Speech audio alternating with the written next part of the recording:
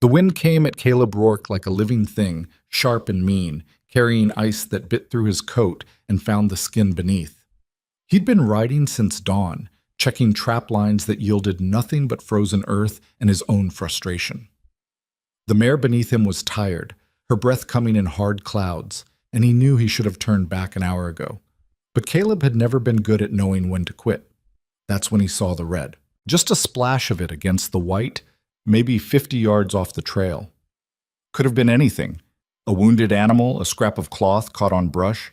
Should have been nothing that concerned him, but something in the way it lay there, unmoving in the wind, made him pull the reins. Easy, he muttered, more to himself than the horse. He dismounted slow, his boots crunching through snow that came up past his ankles. The cold was the kind that made your bones ache, the kind that killed people every winter out here where civilization was just a word folks used to remember what they'd left behind. The red was fabric, expensive fabric, torn and soaked through with melted snow and something darker. Blood, maybe. And underneath it was a woman. She wasn't dead. Not yet. But she was close enough that Caleb could see death sitting on her shoulder, patient and certain. Her face was pale as the snow around her, lips gone blue, eyes closed. Ice had formed in her dark hair, turning the strands brittle. She wore what had once been a fine dress. He could tell that much even through the damage. But her feet were bare, torn up and bleeding. "Christ," he said, and the word came out harsh. He knelt beside her, pulled off his glove, and pressed 2 fingers against her throat. The pulse was there, faint and slow, but there. Her skin was cold enough to burn. Caleb had lived alone in these mountains for 3 years. 3 years of silence, of his own company, of a life stripped down to what mattered: food, shelter, warmth. He didn't go to town unless he had to, didn't talk to people unless forced, didn't let anyone close enough to complicate things. It was a good life, a controlled life. The kind of life a man built when he'd seen what chaos looked like and wanted no part of it anymore. And here was chaos, half frozen in the snow, wearing a rich woman's dress. He should leave her. The smart thing, the safe thing, was to ride on, let nature finish what it had started. She was probably running from something. People didn't end up in the middle of nowhere, barefoot in winter, by accident. Whatever trouble she carried, it wasn't his problem. But even as he thought it, his hands were already moving, gathering her up.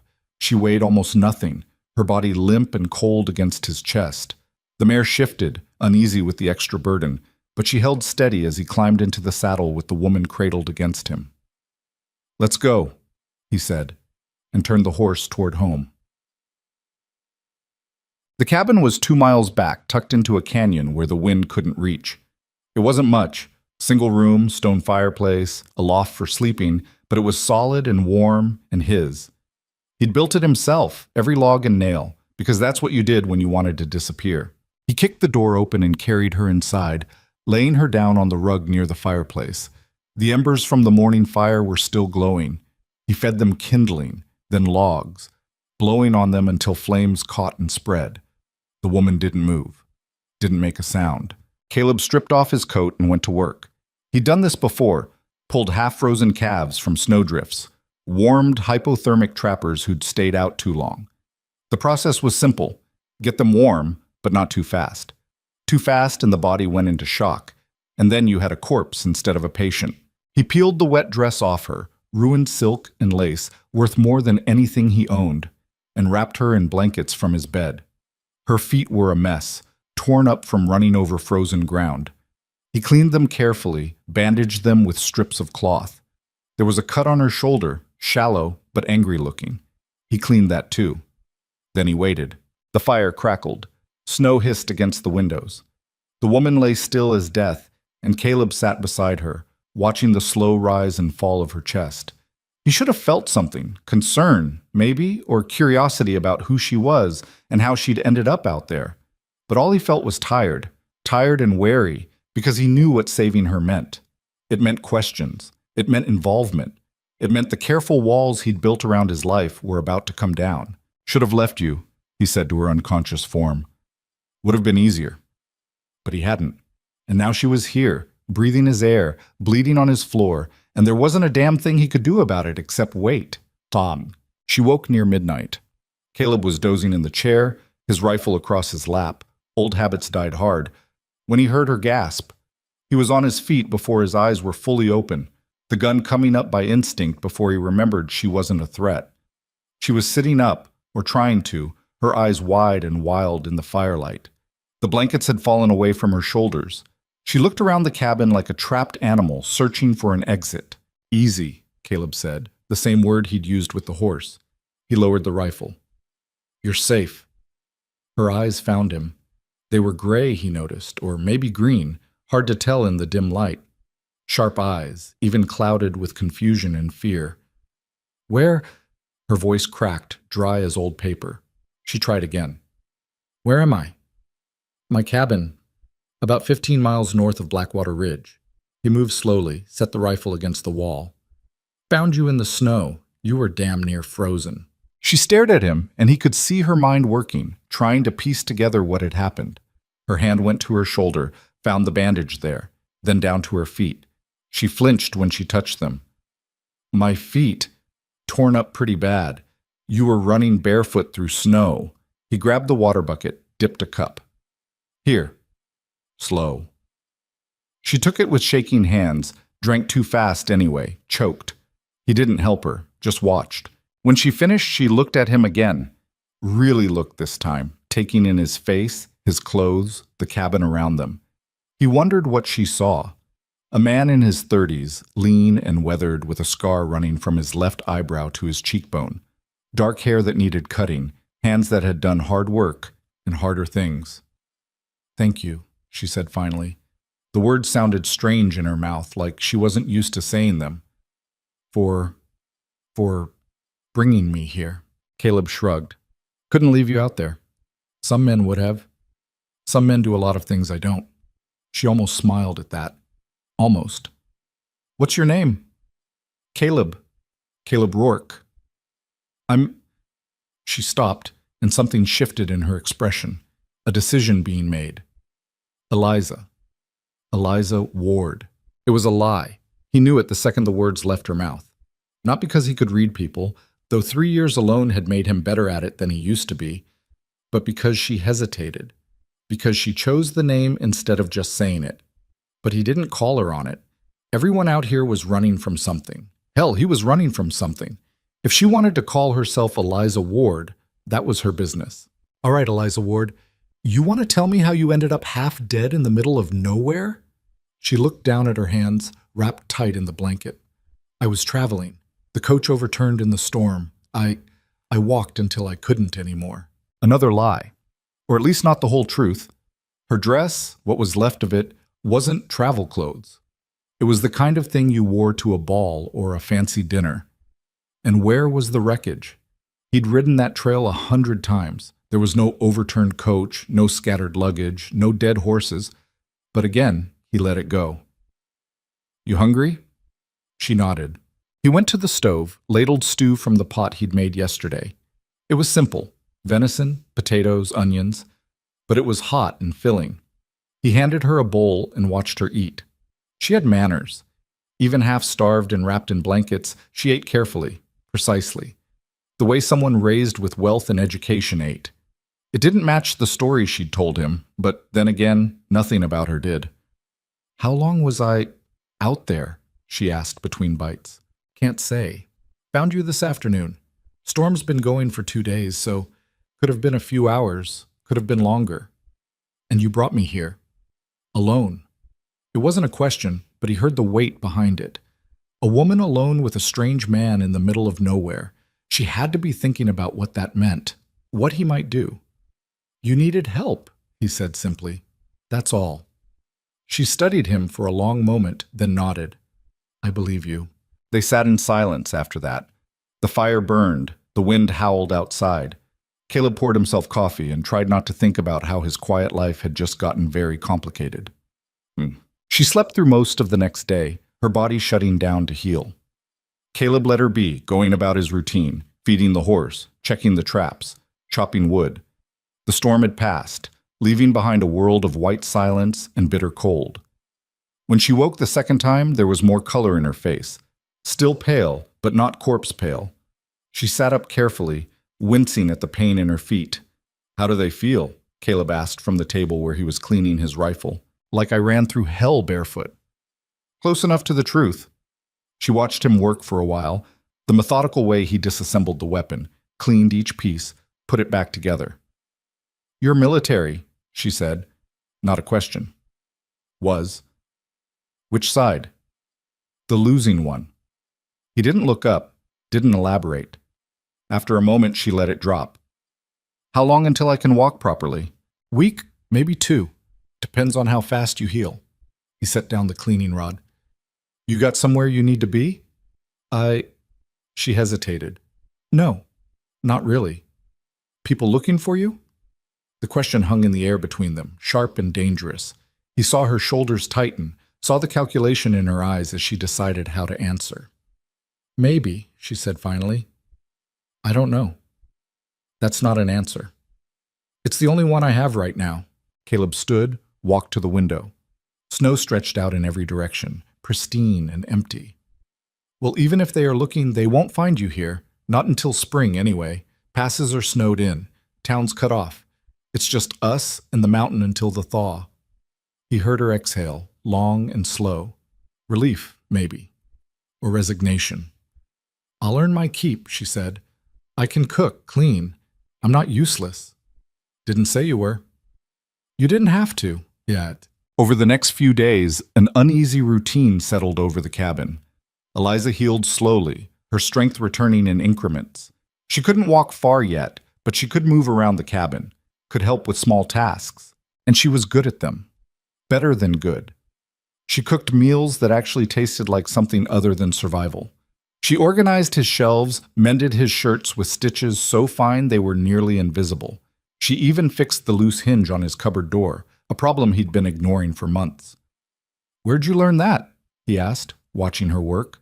My father believed everyone should know how to fix things. She didn't look up from the hinge. Said you never know when you might need to. Smart man. He was a lot of things. Smart was one of them. Was. Past tense. Caleb filed that away with all the other small pieces of her story that didn't quite fit. But what bothered him more than her lies was how comfortable she was becoming. How she'd sit by the fire in the evenings, reading his battered books, her hair down and her feet tucked under her. How she'd hum while cooking, soft melodies he didn't recognize but that made the cabin feel less empty. How she'd started calling him just Caleb instead of Mr. Rourke, like they were friends instead of strangers forced together by circumstance. It was dangerous, this comfort, because comfort led to trust, and trust led to attachment, and attachment was the thing Caleb had sworn off 3 years ago when he'd left his old life in ashes. One night, about a week after he'd found her, she asked him about the scar. They were sitting by the fire, him with his coffee, her with a book she wasn't really reading. The question came out of nowhere, casual and curious. Where'd you get it, the scar on your face? Caleb's hand went to it automatically, tracing the line from eyebrow to cheek. Knife fight. Did you win? I'm alive. He's not. So, I guess so. She didn't look shocked or horrified, just nodded, like violence was something she understood. Was it during the war? After. What happened after? He took a long drink of coffee, buying time. He could tell her to mind her own business. Could shut down the conversation before it went anywhere he didn't want it to go. But maybe it was the firelight, or the snow falling outside, or the fact that she'd shared his space for a week without judgment or fear. Whatever the reason, he found himself talking. I came back from the war with nothing. No money, no prospects, no future. Just a lot of anger and a skill set that didn't translate to peacetime. He stared into the flames. I fell in with some men who offered easy money. Security work, they called it. Mostly it was intimidation and worse. I was good at it. Too good. What changed? There was a job. A man who owed money to the wrong people. They sent me to collect. His voice went flat, emotionless. He had a daughter, maybe 8 years old. She came out while I was roughing him up, saw the whole thing, the look on her face. He stopped, the memory still sharp enough to cut. I walked away that night. Walked away from the money, the job, all of it. Kept walking until I found this place. He gestured around the cabin. Been here ever since. Eliza was quiet for a long moment. Then, you think isolation makes you a better man? I think it keeps me from being a worse one. That's not the same thing. Maybe not, but it's enough. She studied him in the firelight, her gray-green eyes serious. I don't think you're as bad as you believe you are, Caleb Rourke. You don't know me. No, but I know what bad men look like, and you're not one of them. He wanted to argue, to tell her she was wrong, but the words stuck in his throat because part of him, the part he tried to ignore, wanted to believe her. 2 weeks after he'd found her, everything changed. Caleb had gone out early to check the trap line on the north ridge. The snow was deep, but the sun was bright, and he'd been gone maybe 3 hours when he spotted the tracks. Fresh, maybe an hour old. Horse tracks, 2 of them, heading toward his cabin. His blood went cold. He spurred the mare into a run, his rifle already in his hands. His mind raced through possibilities, trappers maybe, or travelers lost in the storm. But this far from any trail, in the dead of winter, no one came out here by accident. The cabin came into view, smoke rising from the chimney. Normal, peaceful. But the 2 horses tied outside ruined the illusion. Caleb dismounted quietly, approached low. Through the window, he could see shadows moving inside. Men, 2 of them from the look of it, and Eliza. He was through the door before he could think, rifle up and ready. Step away from her. The 2 men froze. They were professionals, Caleb could tell that immediately. Clean clothes, good weapons, the kind of alertness that came from training. The taller one had his hand on Eliza's arm. She looked furious but unharmed. This doesn't concern you, the tall one said. His voice was educated, careful. We're here for the woman. Like hell you are. Caleb didn't lower the rifle. She's under my protection. Your protection? The shorter man laughed, but there was no humor in it. You don't even know who she is. Don't need to. The tall one's expression hardened. Her name isn't Eliza Ward. It's Eliza Ashford. She's the daughter of Jonathan Ashford, richest man in the territory. She's been missing for 3 weeks. Her family's offering a substantial reward for her safe return. Caleb's eyes flicked to Eliza. She was staring at the floor, her jaw tight, not denying it. That true? He asked her. She looked up, and there was something broken in her eyes. Yes, the world shifted under his feet. An heiress, the daughter of Jonathan Ashford, the railroad magnate, the man who owned half the territory and controlled the rest through money and influence. And Caleb had been sharing his cabin with her for 2 weeks, like she was just some woman who'd gotten lost in a storm. So you lied, he said flatly. I had to. Why? The tall man cut in before she could answer. Because she ran away, abandoned her responsibilities, her family, her duty. Now it's time to come home, Miss Ashford. No. Eliza's voice was quiet but absolute. I'm not going back. You don't have a choice. Everyone has a choice. The shorter man moved, reaching for her, and Caleb's rifle swung toward him. I said, step away. Don't be stupid, the tall one said. There's 2 of us, one of you, and we're taking her whether you like it or not. You can try. The tension in the room was thick enough to choke on. Caleb could see the men calculating odds, weighing their options. They were armed, trained, confident. But they were also indoors, close quarters, and Caleb had the advantage of knowing every inch of this space. More importantly, he had nothing to lose. Last chance, the tall one said. Walk away and we'll pretend we never saw you. Get in our way and you'll regret it. Caleb's answer was to cock the rifle. What happened next was fast and brutal. The shorter man went for his gun, Caleb fired, and the cabin exploded into violence. The shot went wide. Caleb had aimed to wound, not kill, old instincts he couldn't quite shake. But it was enough to send both men diving for cover.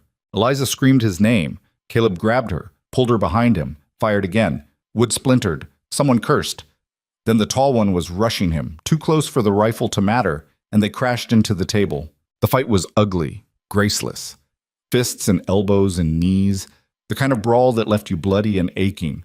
Caleb took a hit to the ribs that drove the air from his lungs, returned it with a blow that snapped the man's head back. They rolled across the floor, grappling for advantage. Then a gunshot, deafening in the small space, and everyone froze. Eliza stood near the fireplace, Caleb's revolver in her shaking hands, pointed at the shorter man who'd been moving to join the fight. The man had his hands up, eyes wide. Enough, she said. Her voice shook but held.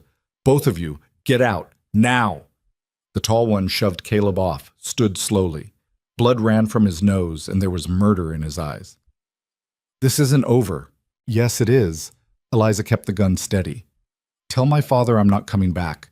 Tell him I'm dead if you want, but I'm not his property anymore. He won't accept that. Then he'll have to learn. The two men looked at each other, some silent communication passing between them. Then the tall one nodded. We'll leave. But Miss Ashford, this isn't the last you'll see of us. Your father doesn't give up, and neither do we. They left, taking their horses and their threats with them. Caleb watched from the window until they were out of sight, then turned to Eliza. She was still holding the gun, still shaking. Slowly, carefully, he took it from her hands. You all right? She nodded, then shook her head, then started to cry. Hard, gasping sobs that shook her whole body. Caleb stood there, awkward and uncertain, until she collapsed against him and he had no choice but to wrap his arms around her. I'm sorry, she gasped between sobs. I'm so sorry. I didn't mean for... I never wanted you to... It's all right. It's not all right. They'll come back. They'll bring more men. My father, he'll...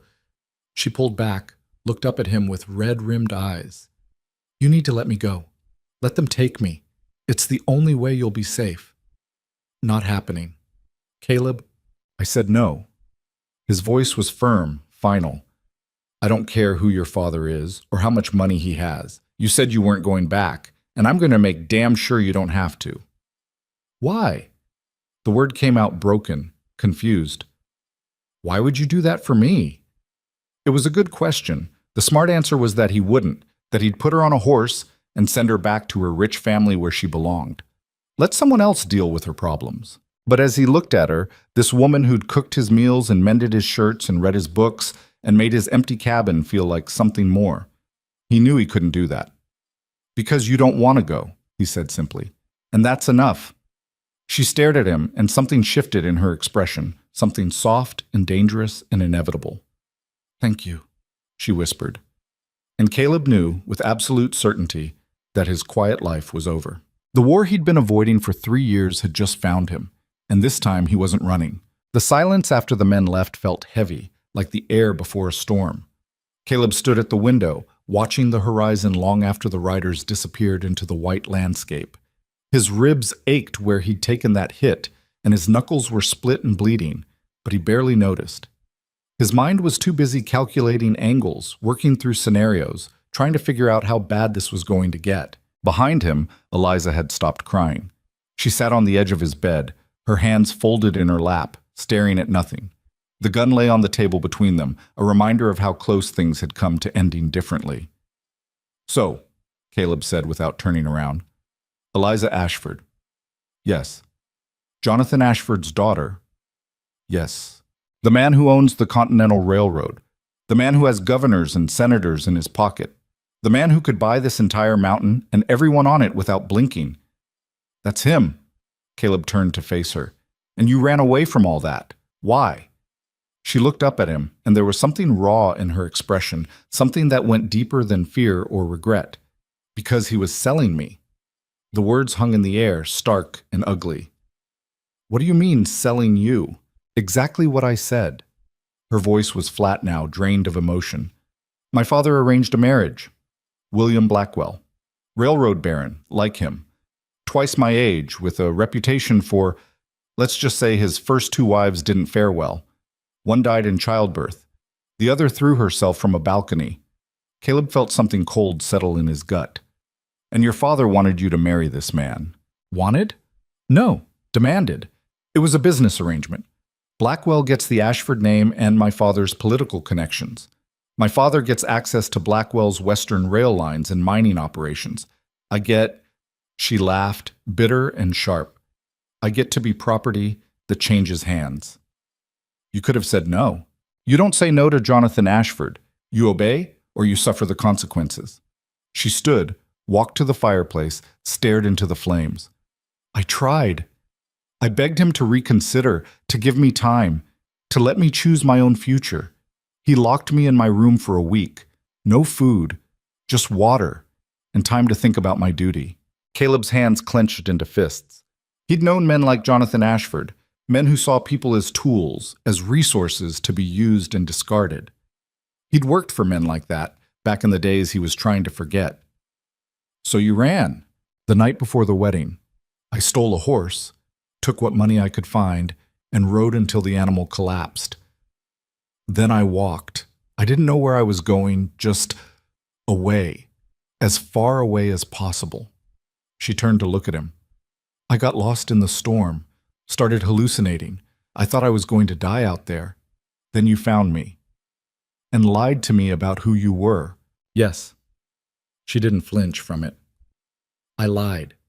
Because if you'd known who I was, you might have turned me in for the reward. Or worse, you might have tried to be noble and take me back for my own good. Either way, I'd end up exactly where I started. So you trusted me to save you, but not to know the truth. I didn't know you. For all I knew, you could have been exactly like the men my father employs. Caleb couldn't argue with that logic, as much as it stung. And now? Now you know everything, and those men know where I am. They'll report back to my father and he'll send more. Better equipped, better prepared. It won't be 2 men next time. It'll be 10, 20. However many it takes. She wrapped her arms around herself. You should let me go, Caleb, before this gets any worse. Already told you no. Why? The word came out sharp, frustrated. Why are you doing this? You don't know me. You don't owe me anything. This isn't your fight. He didn't have a good answer for that. Couldn't explain the instinct that had made him carry her from the snow, the same instinct now telling him to stand between her and whatever was coming. Maybe it was stubbornness. Maybe it was guilt over all the people he hadn't helped when he'd had the chance. Maybe it was something else entirely, something he wasn't ready to name. You're here, he said finally, under my roof, under my protection. That makes it my fight. That's the stupidest thing I've ever heard. Probably, but it's how I see it. They stared at each other across the cabin, and Caleb could see her wrestling with it, wanting to argue but also wanting to believe him. Finally, she sighed. You're going to regret this. Maybe, but it won't be the first time. The ghost of a smile touched her lips, there and gone. What do we do now? Now? Caleb grabbed his coat. Now I make sure they didn't leave any surprises behind. You stay here. Keep the door barred. Don't open it for anyone but me. Caleb? Just do it, Eliza. He left before she could argue, stepping out into the cold. The sun was already sinking toward the mountains, painting the snow gold and orange. Beautiful and deadly, like everything else out here. He found the tracks easily enough, followed them down the canyon and out toward the main trail. The men had ridden hard, pushing their horses through snow that would have stopped most riders. Professional, like he'd thought. The kind of men who got things done and didn't ask questions. But they'd made one mistake. Near where the canyon opened up, one of the horses had thrown a shoe. There in the snow was the curved print, distinctive and damning. A limping horse meant slower travel, meant they'd need to stop and fix it or risk laming the animal completely. Caleb filed that information away. Every advantage mattered now. When he got back to the cabin, full dark had fallen. Eliza had the door barred like he'd told her, and he had to knock 3 times before she'd open it. It's just me. She unbarred the door, let him in.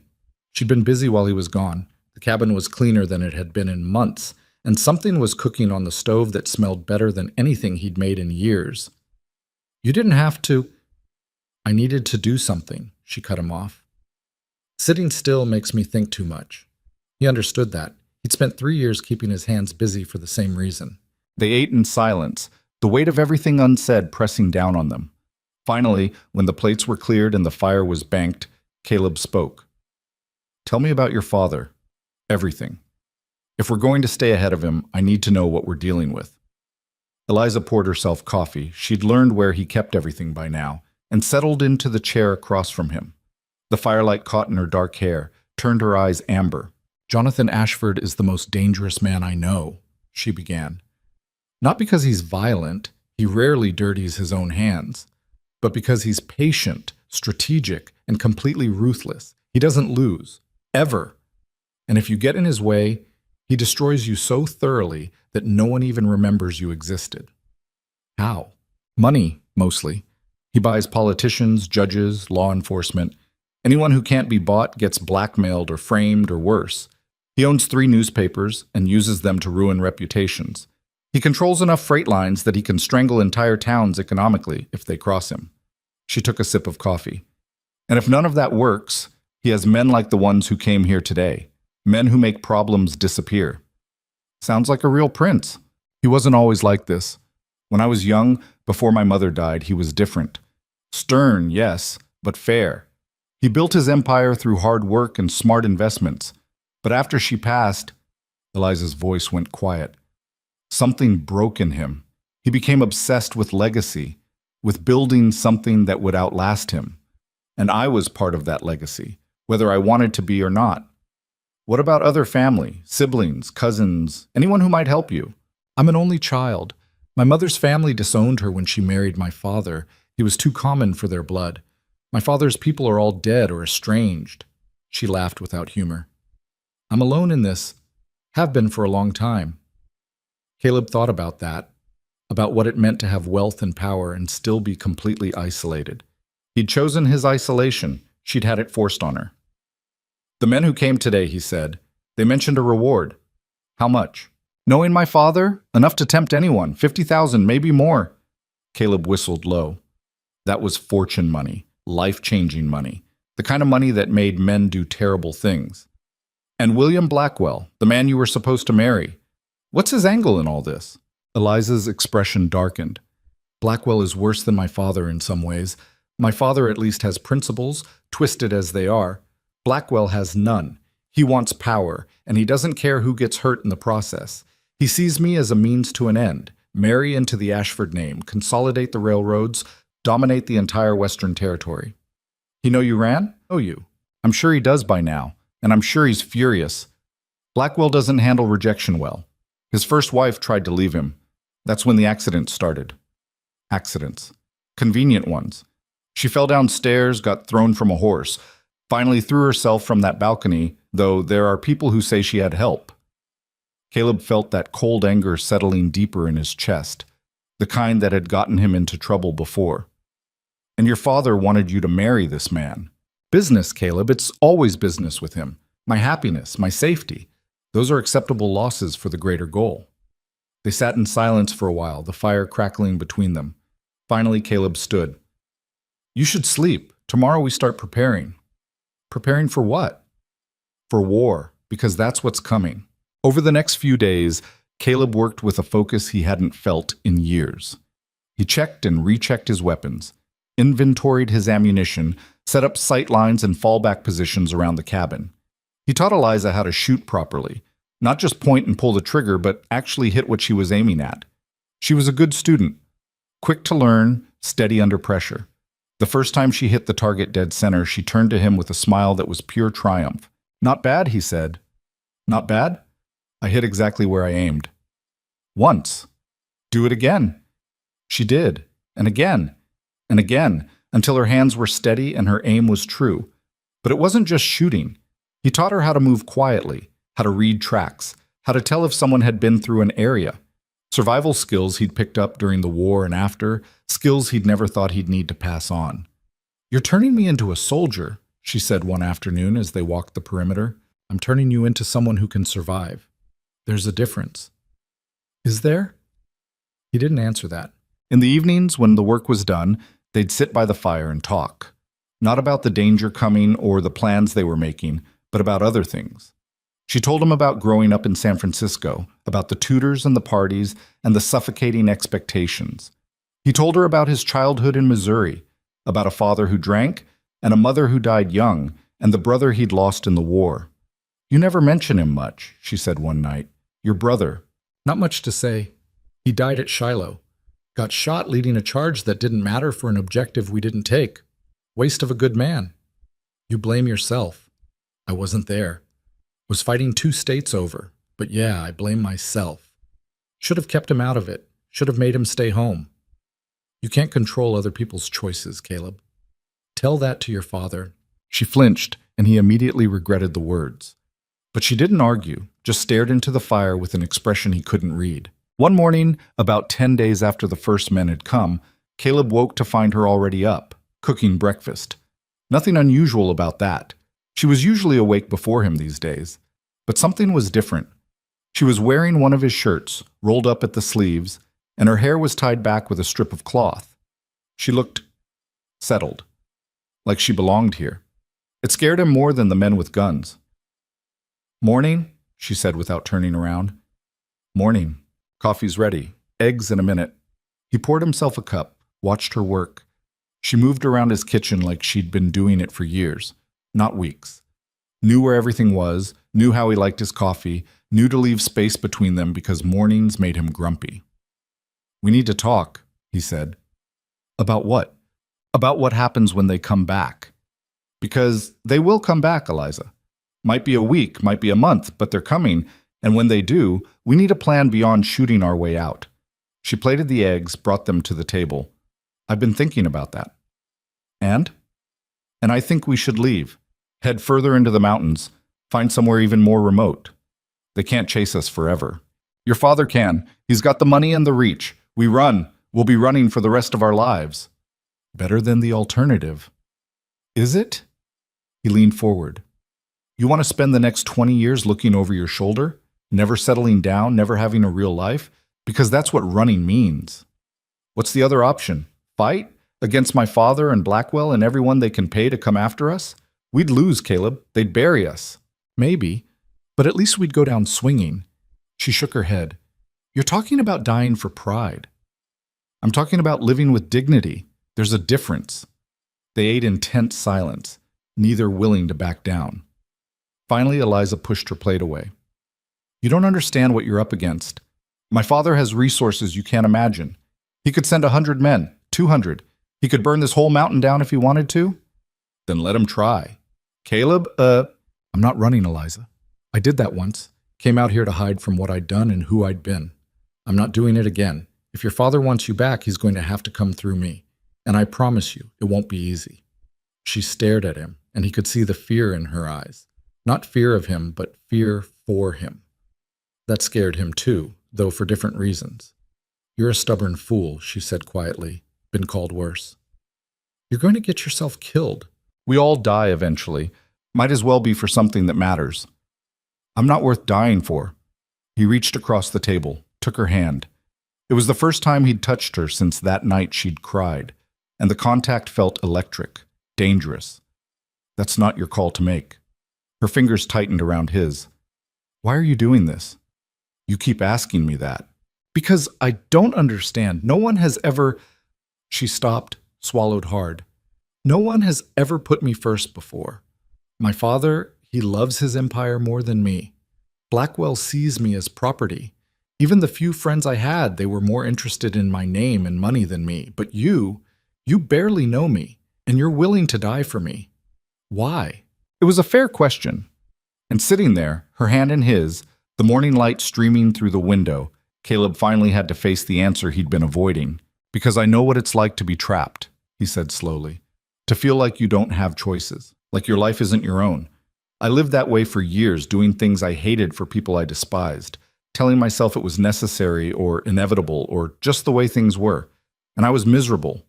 Every single day, I was miserable." He paused, gathering his thoughts. "When I found you in the snow, you were half dead and desperate and running from a life that was killing you. And I recognized that. Recognized you. So maybe I'm not doing this just for you. Maybe I'm doing it for the man I used to be. The one who needed someone to stand up and say, 'No, this isn't right. This isn't how things have to be.'" Liza's eyes were wet. "That's the most honest thing anyone has ever said to me." "Yeah, well, don't get used to it." She laughed, watery but real, and the tension broke. But the moment didn't last. That afternoon, while Caleb was chopping wood and Eliza was inside mending a coat, he heard it, faint but distinct, the sound of horses moving through snow. He was inside in seconds, rifle in hand. "Company," he said shortly. Eliza went pale but didn't panic. She grabbed the revolver he'd given her, checked the chamber like he'd taught her. "How many?" "Can't tell yet, but more than 2. They took positions, him at the window, her covering the door. Caleb's heart was steady, his breathing controlled. This was familiar territory, the cold calculation of violence. He'd spent years trying to leave this behind, but it came back to him easy as breathing. The riders came into view, 5 of them this time, spread out in a tactical formation. They stopped about 50 yards out, just beyond easy rifle range. Smart. One of them rode forward alone, hands clearly visible. It was the tall man from before, the one Caleb had fought with. His nose was crooked now, healed wrong. "Caleb Rourke," the man called out. "We need to talk." "We did that already. Didn't go well." "This is different. I have a message from Jonathan Ashford himself." Caleb didn't lower the rifle. "I'm listening." "Mr. Ashford is prepared to be generous. $50,000 for the safe return of his daughter. No questions asked, no consequences. You hand her over, you get the money, everyone walks away happy. And if I say no?" The man's expression hardened. "Then we take her by force, and you don't walk away at all." Beside him, Caleb felt Eliza tense. He kept his eyes on the riders, calculating odds. 5 trained men against 1. Even with the advantage of cover and position, those weren't good numbers. "I need to think about it," Caleb said. "You have until tomorrow at noon. After that we come in, and things get ugly." The man wheeled his horse around. "Think hard, Rourke. $50,000 buys a lot of new starts." They rode away back down the canyon. Caleb watched until they were out of sight, then finally lowered the rifle. "You should take it," Eliza said quietly. "What?" "The money. Take it. Turn me in. Use it to start over somewhere else." He turned to look at her. "Are you out of your mind?" "It's the smart play, Caleb. You said yourself the odds aren't good. This way, at least you survive. And you end up married to Blackwell. Better than you dead." "No." His voice was flat, final. "It's not." "Damn it, Caleb." "I said no." The words came out harder than he'd intended. He took a breath, forced himself calm. "We're not doing this again. I'm not selling you out for money or safety or anything else. That's not who I am, not anymore." "Then who are you?" "I don't know, but I'm trying to be better than I was." She stared at him for a long moment, then crossed the cabin and kissed him. It was brief, fierce, desperate. She pulled back before he could respond, her cheeks flushed. "I'm sorry. I shouldn't have—" "Don't." He caught her hand. "Don't apologize. This is a bad idea. Probably the worst. We're going to die tomorrow. Maybe. And you're okay with that?" He pulled her back, kissed her properly this time, slow and deliberate. When they broke apart, he rested his forehead against hers. "If I die tomorrow, I want to die knowing I did something right, something that mattered. I matter to you? More than you should." They stood there holding each other as the light faded outside. 2 broken people hiding in the mountains waiting for war to find them. But for that moment, in the quiet of the cabin with the fire burning low, they had something that felt like peace. It didn't last. That night, Caleb couldn't sleep. He lay in the loft staring at the ceiling, running scenarios. 5 men, professional, armed. He could take maybe 2 before they overwhelmed him. 3 if he got lucky. But 5? With Eliza to protect? The numbers didn't work. He climbed down from the loft, careful not to wake her. She'd finally fallen asleep around midnight, exhausted from fear and tension. She looked younger in sleep, vulnerable. It made his chest tight. He added wood to the fire, made coffee even though dawn was still hours away. Outside, the world was silent and frozen, beautiful in its cruelty. "Can't sleep either?" He turned to find Eliza sitting up, wrapped in blankets. "Didn't mean to wake you." "You didn't. Been lying there thinking too much." She came to join him by the fire. "What's the plan?" "Still working on it." "Caleb." "I don't have one, all right?" It came out frustrated, angry. "I've run every scenario I can think of, and they all end the same way. We're outgunned, outnumbered, and out of options. So we surrender." "No." "Then what?" He didn't have an answer. They sat in silence, drinking coffee and watching the fire, until Eliza spoke again. "There might be another way." "I'm listening." "What if we take away their reason for coming?" "How?" She stood, paced the cabin. "They're coming because my father wants me back. But not because he loves me, because I'm valuable to him. I'm a bargaining chip in his deal with Blackwell, a way to cement the railroad merger. Without me, that deal falls apart. I'm not following. What if I wasn't valuable anymore? What if I publicly renounced my inheritance, gave up any claim to the Ashford name and fortune? I'd just be nobody. Not worth chasing. Caleb thought about it. Your father would never accept that. He wouldn't have a choice. If I made it public, legal, binding, he couldn't force me to marry Blackwell. There'd be no point. Blackwell wants the Ashford empire, not me. You'd give up everything, your entire fortune. Yes. Eliza, we're talking about millions of dollars, estates, businesses, influence. You'd be walking away from a life most people can't even imagine. She looked at him, and there was steel in her eyes. I'd be walking away from a prison. Money can't buy freedom, Caleb. I learned that the hard way. He wanted to argue, to point out all the reasons this was insane, but looking at her, seeing the determination in her face, he realized she'd already made up her mind. Even if you do this, it won't stop them from coming tomorrow. No, but it gives us leverage, something to negotiate with. You're gambling that your father will back down when faced with losing his empire deal. I'm gambling that he's smart enough to cut his losses. It was a terrible plan, risky, uncertain, with 1,000 ways it could go wrong. But it was better than anything Caleb had come up with. All right, he said. Let's do it. But we need to survive tomorrow first. How? He smiled, though there was no humor in it. The same way I've survived everything else. By being meaner and more stubborn than the other guy. When noon came, Caleb was ready. He'd spent the morning setting traps, simple things mostly, the kind he used for animals but scaled up for men. Tripwires, deadfalls, covered pits. Nothing that would kill, but enough to slow them down, make them cautious. Eliza stood behind him, the revolver in her hand, her face pale but determined. The 5 riders appeared right on time. But this time they didn't stop at a distance. They came right up to the cabin, confident and aggressive.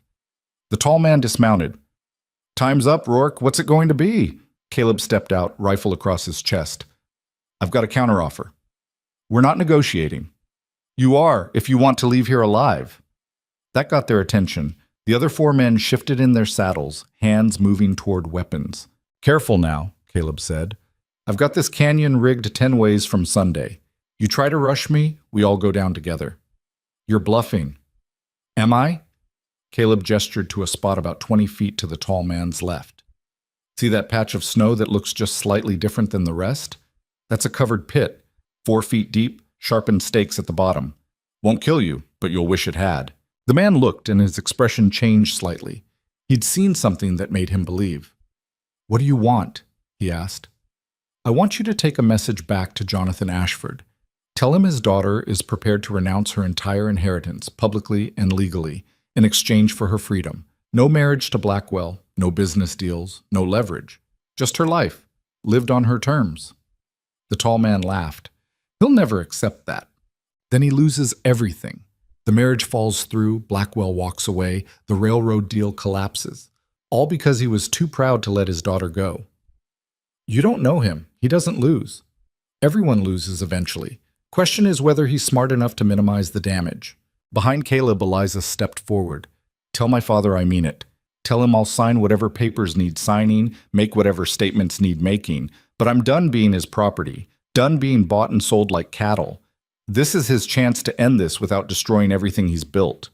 The tall man looked between them, calculating. And if he says no, then we fight, Caleb said. And maybe you win, maybe you don't. But either way, Eliza doesn't go back quietly. She'll make enough noise that everyone will know what her father tried to do, how he treated his own daughter. That'll do wonders for his reputation. It was a bluff, mostly. They didn't have the resources to make good on that threat. But the tall man didn't know that. I'll deliver your message, he said finally. But don't mistake this for mercy. If Mr. Ashford rejects your terms, we'll be back. And next time, there won't be talking. Fair enough? The men rode away, leaving Caleb and Eliza alone once more. You think it'll work? She asked. I think we just bought ourselves some time. What we do with it is up to us. She leaned against him, and he put his arm around her shoulders. They stood there in the cold, watching the empty horizon, waiting to see if they'd gambled right. 3 days later, a single rider arrived.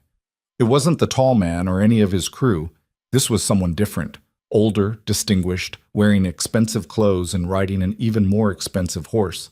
He carried a leather document case and an expression that said he'd rather be anywhere else. Caleb Rourke? He called out. Depends on who's asking. My name is Harrison Cole. I'm an attorney representing Jonathan Ashford. I've been sent to negotiate terms. Caleb exchanged a glance with Eliza. An attorney. That was unexpected. Come on in, he said. Slowly, and keep your hands where I can see them. Cole dismounted, walked to the cabin with exaggerated care. Inside, he looked around with barely concealed distaste, taking in the rough furniture and simple accommodations.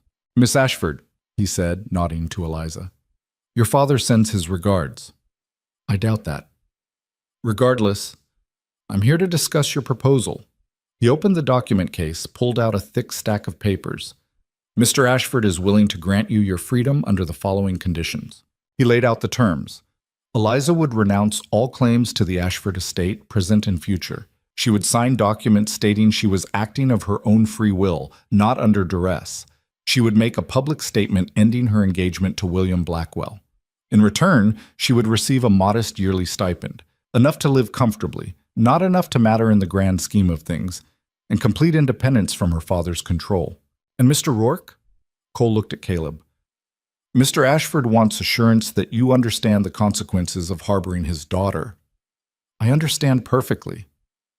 Do you? Because if Miss Ashford signs these documents and then changes her mind, attempts to reclaim her inheritance or contest the terms, Mr. Ashford will hold you personally responsible. Is that clear? Crystal. Cole turned back to Eliza. You have 24 hours to consider these terms. Sign them, and this ends peacefully. Refuse, and Mr. Ashford will pursue other options.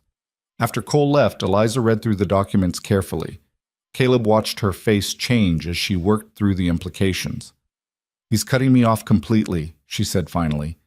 This stipend, it's barely enough to survive on, certainly not enough to live the life I'm used to. You knew that was coming.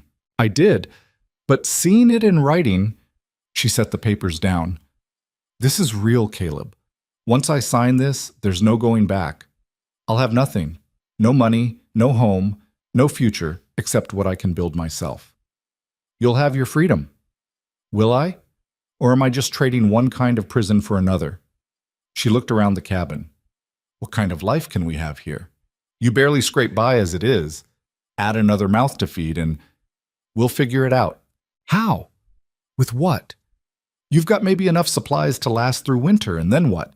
We can't farm this land, can't raise cattle. We're stuck on this mountain with no prospects and no plan. So we leave, find somewhere better. With what money? You heard Cole. The stipend won't arrive for months, and even when it does, it's not enough to start over. They were circling the real question now, the one neither wanted to ask. What happens next?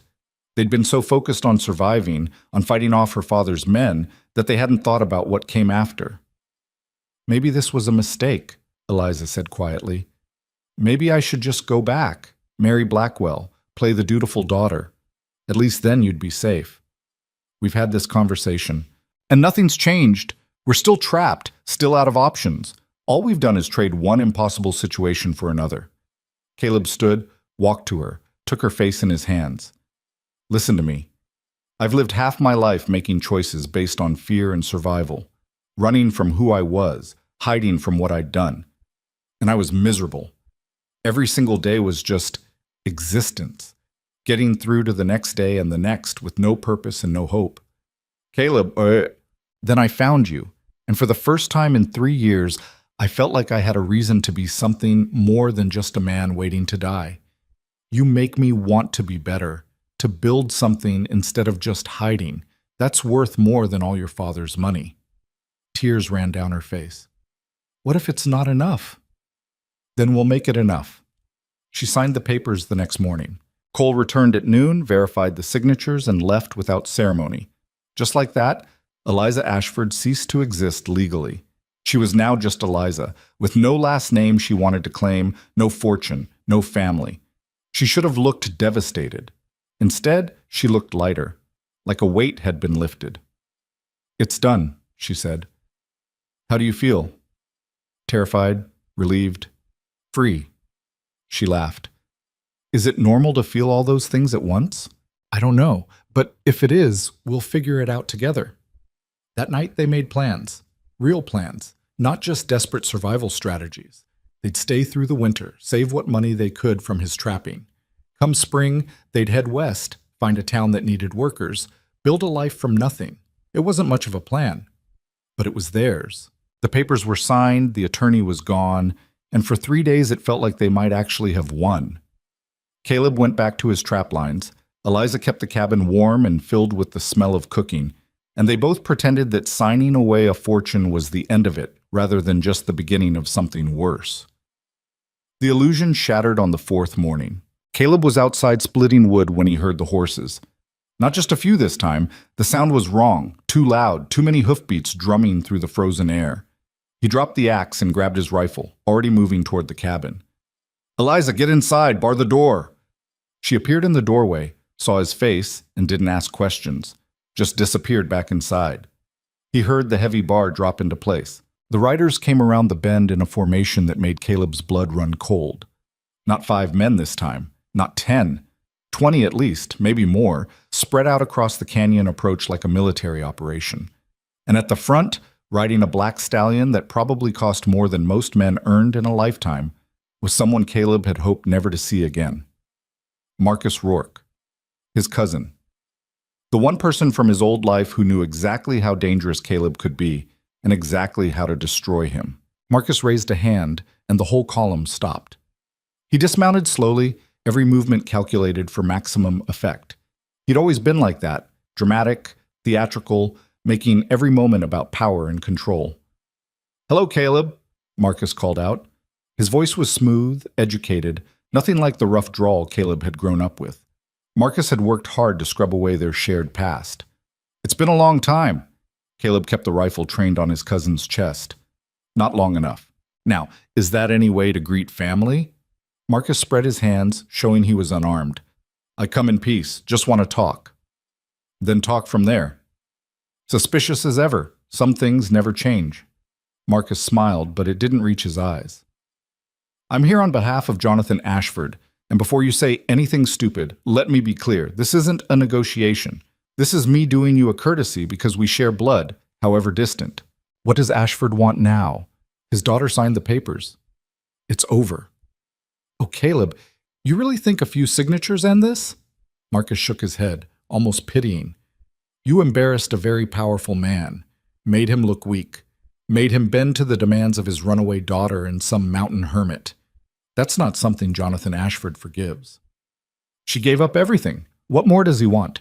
He wants his property returned, and he wants you to understand what happens to people who interfere with his business."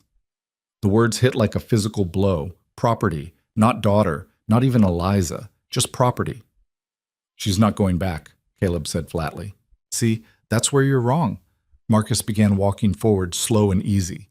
"Because I'm offering you a choice, a real choice, not the false ones you've been making. You hand over Eliza Ashford, and I make you rich beyond your wildest dreams. Ashford's willing to pay $250,000. That's more money than you could spend in 3 lifetimes. Not interested. Don't be hasty. Think about what that money means. You could go anywhere, be anyone, buy land, start a business, live like a king. All you have to do is step aside and let us take what rightfully belongs to Jonathan Ashford." Caleb's finger tightened on the trigger. "I said no."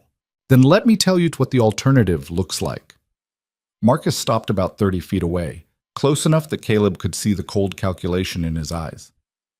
"We take her anyway. And you? You get charged with kidnapping, extortion, and assault on Mr. Ashford's legal representatives. I've got a federal marshal 3 towns over who owes Ashford a favor.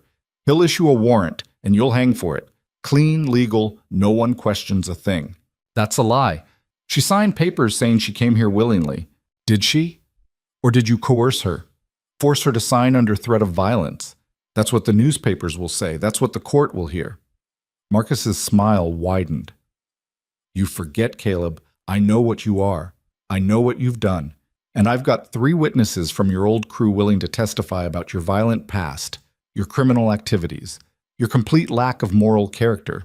By the time we're done, you'll be the villain in this story, not the hero." Behind him, Caleb heard the cabin door open. "Don't," he said without turning. "Stay inside." But Eliza didn't listen. She stepped out, the revolver in her hand, her chin up. "You're Marcus Rourke." "Miss Ashford, a pleasure." Marcus gave a mocking bow. "I've heard so much about you." From my father, I assume. Among others.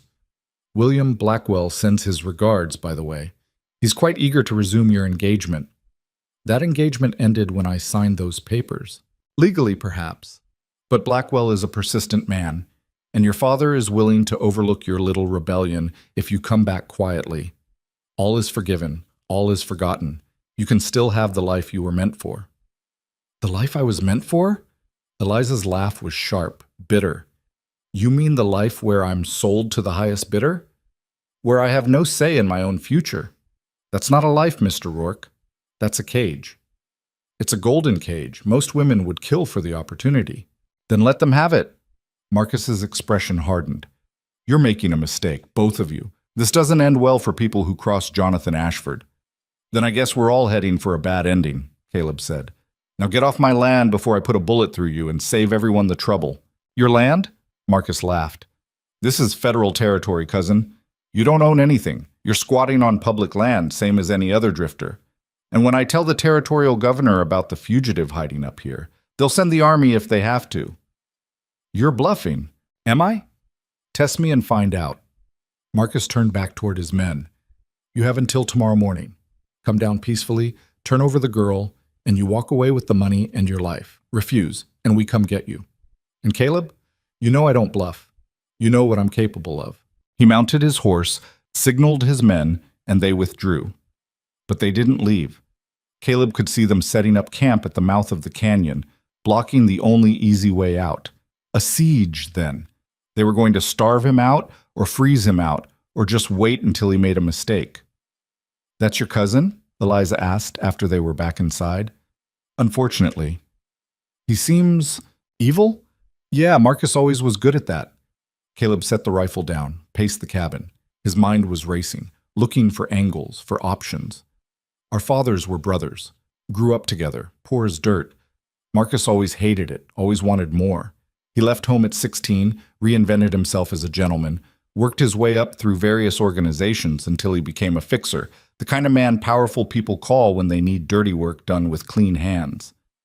And he works for my father now, apparently. Caleb stopped pacing, looked at her. He's not lying about the legal threats. Marcus has connections everywhere. He could make those charges stick, could have me hanging from a rope before spring. Then we run, tonight, slip past them, head into the mountains. And go where? We're surrounded, Eliza. Even if we make it past his men, we'd be on foot in winter with no supplies and 20 armed riders hunting us.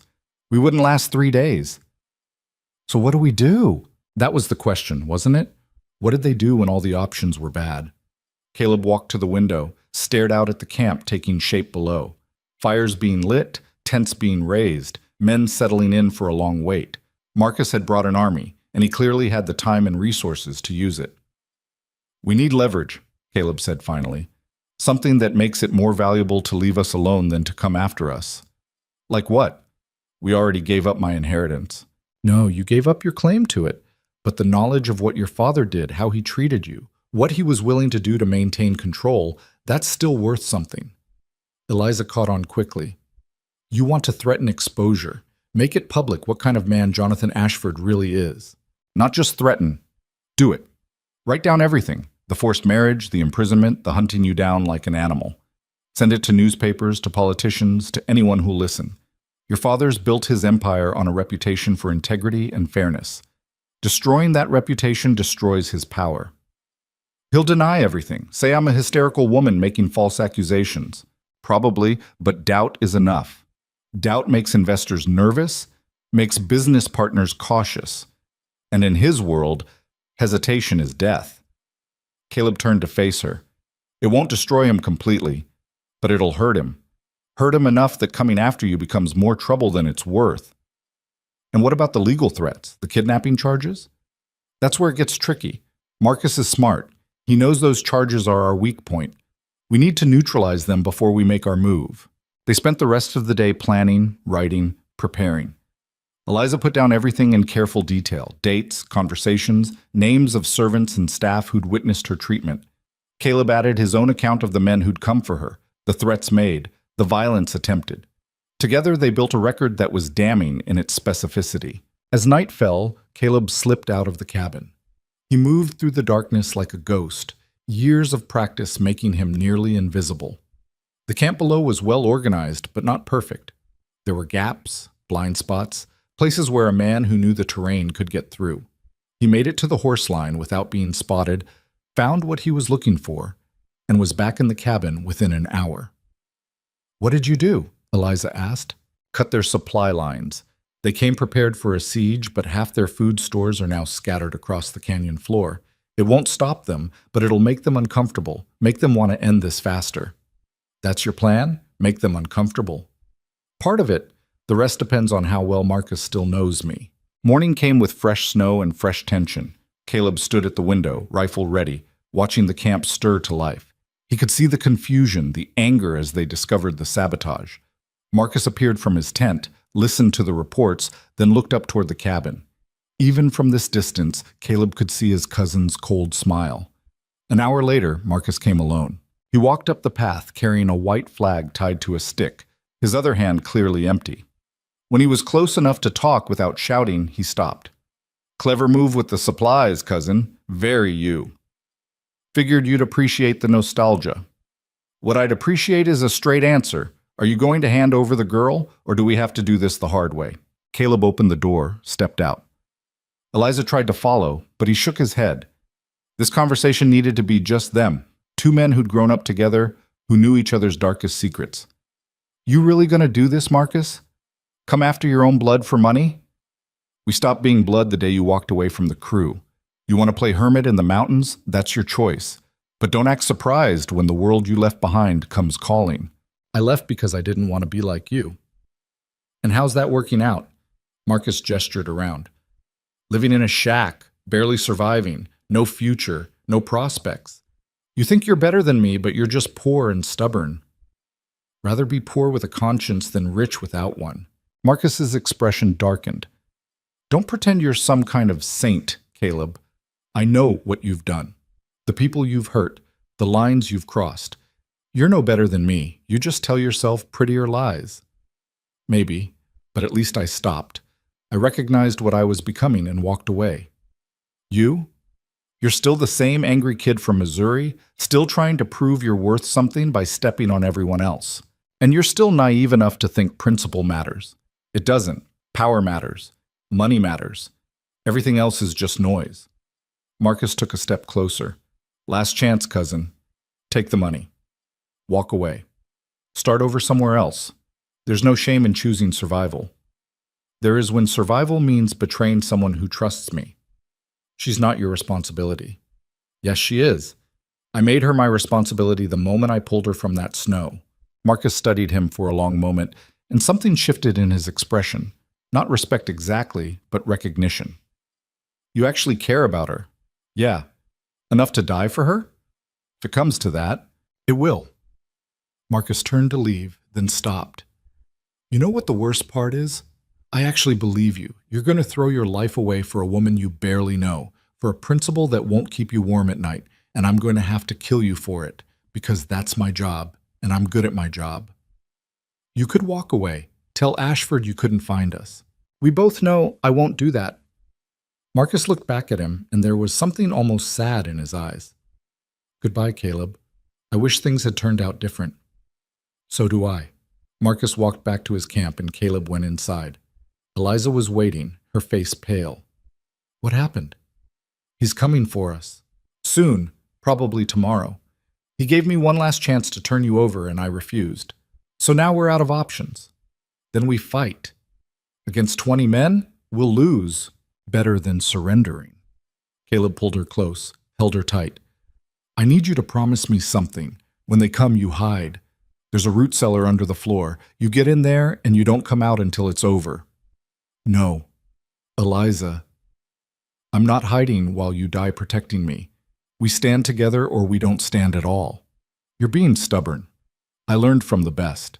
He wanted to argue, to make her see reason, but looking at her face, the determination there, he knew it was pointless. She'd made her choice same as he'd made his. That night, they prepared. Caleb loaded every weapon he owned, set them at strategic points around the cabin. He filled bottles with lamp oil, wrapped them with cloth. Crude incendiaries, but effective in close quarters. He mapped out fields of fire, fallback positions, last-ditch defenses. Eliza watched him work with growing horror. This is a war plan. It's the only plan I've got. We're going to die here, aren't we? He didn't answer right away. Couldn't lie to her, but couldn't bring himself to confirm her fear. Maybe. Probably. But we're going to make them remember us. That's not comforting. It's not meant to be. They ate dinner in near silence, both of them lost in their thoughts. When the plates were cleared, Eliza stood. I want to try something. One last gamble before the end. What kind of gamble? What if we go to them? Tonight. Take our documentation, make our case directly to Marcus and his men. Show them we're not backing down, but offer them a way out that doesn't involve bloodshed. Marcus won't negotiate. I know him. But his men might. They're working for pay, not principle. If we can make them understand that fighting us means casualties, deaths, legal complications, maybe they decide the money isn't worth it. It was a terrible idea. Walking into an enemy camp outnumbered and outgunned, trusting that reason would prevail over orders. Everything in Caleb's experience told him it would fail. But it was also the only idea that didn't end with both of them dead. All right, he said. We try it your way. But at the first sign of trouble, we run. Agreed. They gathered the papers, tucked them into a leather satchel Eliza had found among the cabin's sparse supplies. Caleb strapped on his revolver, grabbed a torch, and together they walked down the mountain toward the camp. The sentries spotted them immediately. Guns came up, shouts rang out, but Caleb kept walking, kept his hands visible. We're here to talk to Marcus Rourke, he called out, under flag of truce. Marcus emerged from his tent, took in the scene, and laughed. Coming to surrender after all? Coming to make you a different offer. This should be entertaining. Come on in, but your guns stay with my men. Caleb hesitated, then unbuckled his gun belt and handed it over. Eliza did the same with her revolver. Unarmed and vulnerable, they followed Marcus into the circle of firelight. 20 pairs of eyes watched them, weighing, judging. These were professionals, Caleb could tell. Not thugs or hired muscle, but experienced men who knew their business. That was good and bad. Good because professionals could be reasoned with. Bad because professionals were harder to frighten. Marcus gestured to a pair of stumps near the fire. Sit, talk. Convince me not to hang you both at dawn. Caleb remained standing. We have documentation. Everything that happened. The forced engagement, the pursuit, the threats. Names, dates, witnesses. If anything happens to us, it all becomes public. Every newspaper west of the Mississippi will know what kind of man Jonathan Ashford really is. Already discussed this. He'll deny it. You'll have no proof. The story dies in a week. Maybe, but that week will cost him. Investors pulling out, contracts getting delayed, politicians keeping their distance until the smoke clears. In his world, a week might as well be a year. Eliza stepped forward, her voice steady despite the fear Caleb knew she felt. And it won't just be my story. There are others. Other women he's pressured into marriages. Other business partners he's destroyed. Other people who've suffered under his control. Once the door opens, once people see it's safe to speak out, they will. And your employer's empire starts cracking. Marcus considered this, his expression unreadable. You're betting everything on damaging his reputation. We're betting that preserving his reputation is worth more to him than revenge, Caleb said. Let us go, let us disappear, and this stays quiet. Come after us, and we burn his legacy to the ground. And what about Blackwell? He's got his own stake in this. Blackwell wanted the Ashford connection. Without it, I'm just another woman with no fortune and no prospects. Not worth his time. The fire crackled. Men shifted in the darkness, waiting for their leader's decision. Finally, Marcus stood. You make a compelling argument. There's just one problem. What's that? I don't work for Jonathan Ashford. The words hung in the air like a death sentence. Caleb's mind raced, trying to understand. What? Oh, Ashford's paying part of my fee, but my real employer. Marcus smiled. William Blackwell. And Blackwell doesn't care about reputation or newspapers or documentation. He cares about one thing, getting what he believes he's owed. And right now, that's Eliza Ashford. Eliza went white. No. Yes. You see, when you signed those papers giving up your inheritance, You inadvertently made yourself more valuable to Blackwell, not less, because now you're not coming with the complication of an Ashford fortune. You're just a beautiful woman with no legal protections, no family to intervene, no money to bargain with. You're perfect. Caleb reached for his gun before remembering it was gone. You bastard. Now, this doesn't have to be violent. Eliza comes with us, Blackwell gets his bride, everyone lives. You can even keep the money. Blackwell's authorized the full $250,000 for your cooperation. She's not property to be bought and sold. Actually, cousin, that's exactly what she is. Always has been. You just didn't want to see it. Marcus gestured, and his men closed in, forming a circle. Last chance. Take the money and walk away or die here in the snow defending something that was never yours to begin with. Caleb looked at Eliza. She was terrified. He could see it in her eyes. But she was also angry. That same fierce determination that had made her run in the first place, that had made her give up a fortune rather than surrender her freedom. "We're not going," she said. Her voice shook but held. "Then you're fools." Marcus nodded to his men. What happened next was chaos. Caleb moved first, grabbing a burning log from the fire and swinging it into the closest man's face. The man screamed, fell back, and suddenly everyone was moving. Eliza grabbed another log, wielding it like a club. Someone lunged for her, and Caleb kicked him in the chest, sent him sprawling. But there were too many. Hands grabbed Caleb, pulled him down. He fought like an animal, biting and clawing and thrashing, but weight and numbers overwhelmed him. Someone hit him in the head, and his vision went white with pain. Through the blur, he saw them grab Eliza. She fought too, screaming curses that would have made a sailor blush, but they wrestled her to the ground, bound her hands. "No!" Caleb tried to rise, got hit again. Blood filled his mouth. Marcus's face appeared above him, upside down. "Should have taken the money, cousin. Would have saved everyone a lot of trouble." "Go to hell. After you." Marcus nodded to someone Caleb couldn't see. There was a flash of movement, pain exploding across the back of his skull, and then nothing. He woke to cold. Bone-deep, teeth-chattering cold that felt like dying. He tried to move, realized his hands were tied behind his back, his feet bound at the ankles.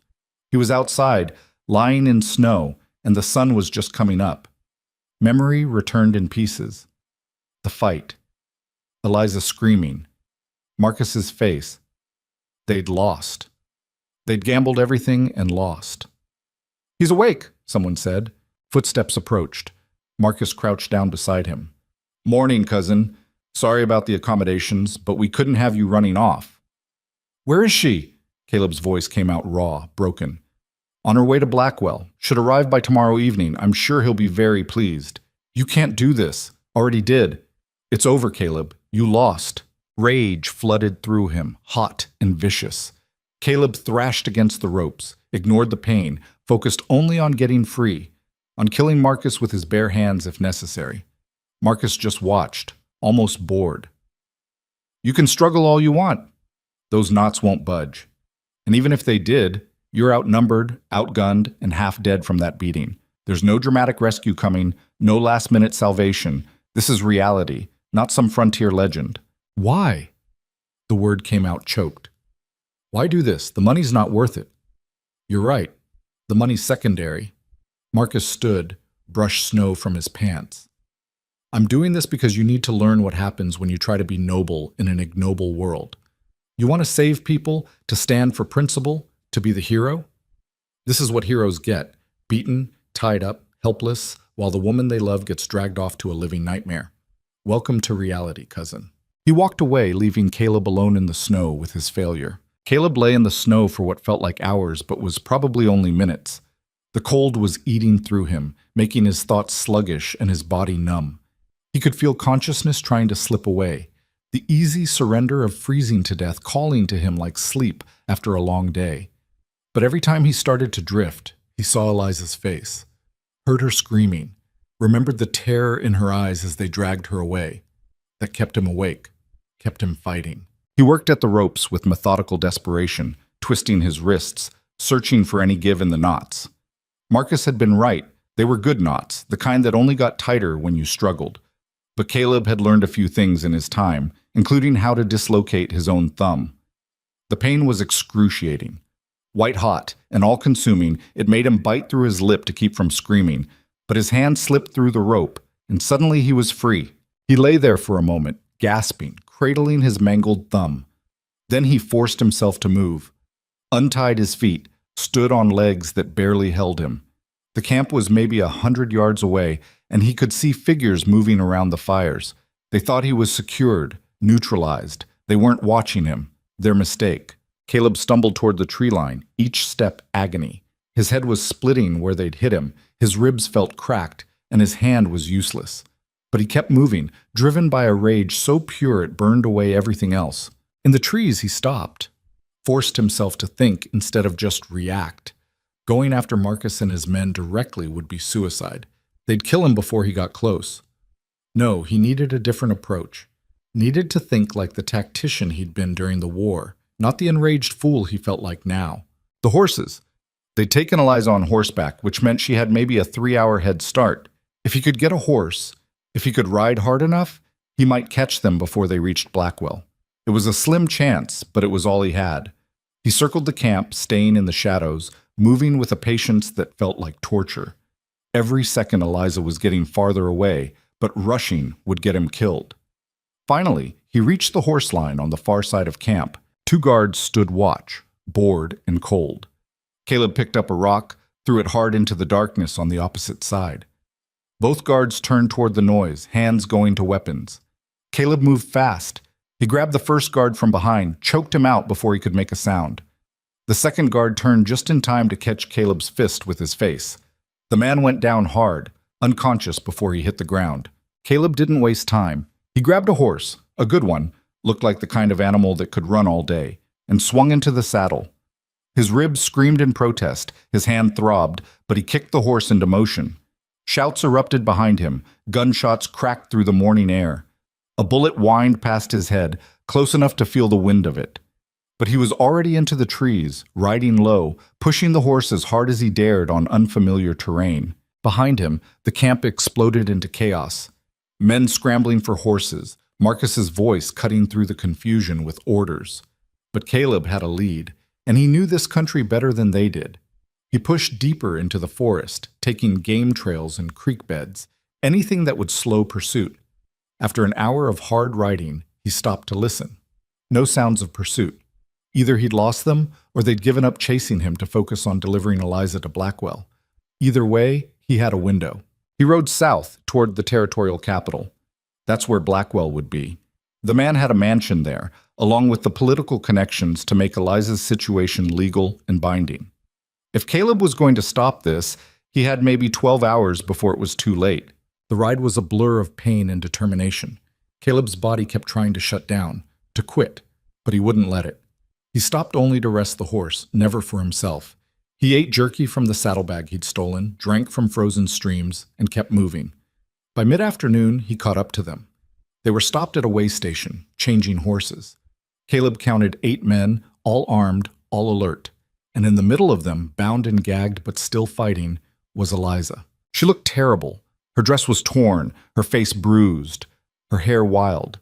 But her eyes were still defiant, still blazing with that same fierce refusal to surrender that had made her run in the first place. Caleb's heart lurched at the sight of her. Every instinct screamed to charge in, to fight his way to her, no matter the cost. But that would just get them both killed. He needed to be smart, needed to wait for the right moment. He followed at a distance as they resumed their journey. The sun was setting, painting the snow blood red, when they finally stopped for the night. They made camp in a clearing, posted guards, settled in.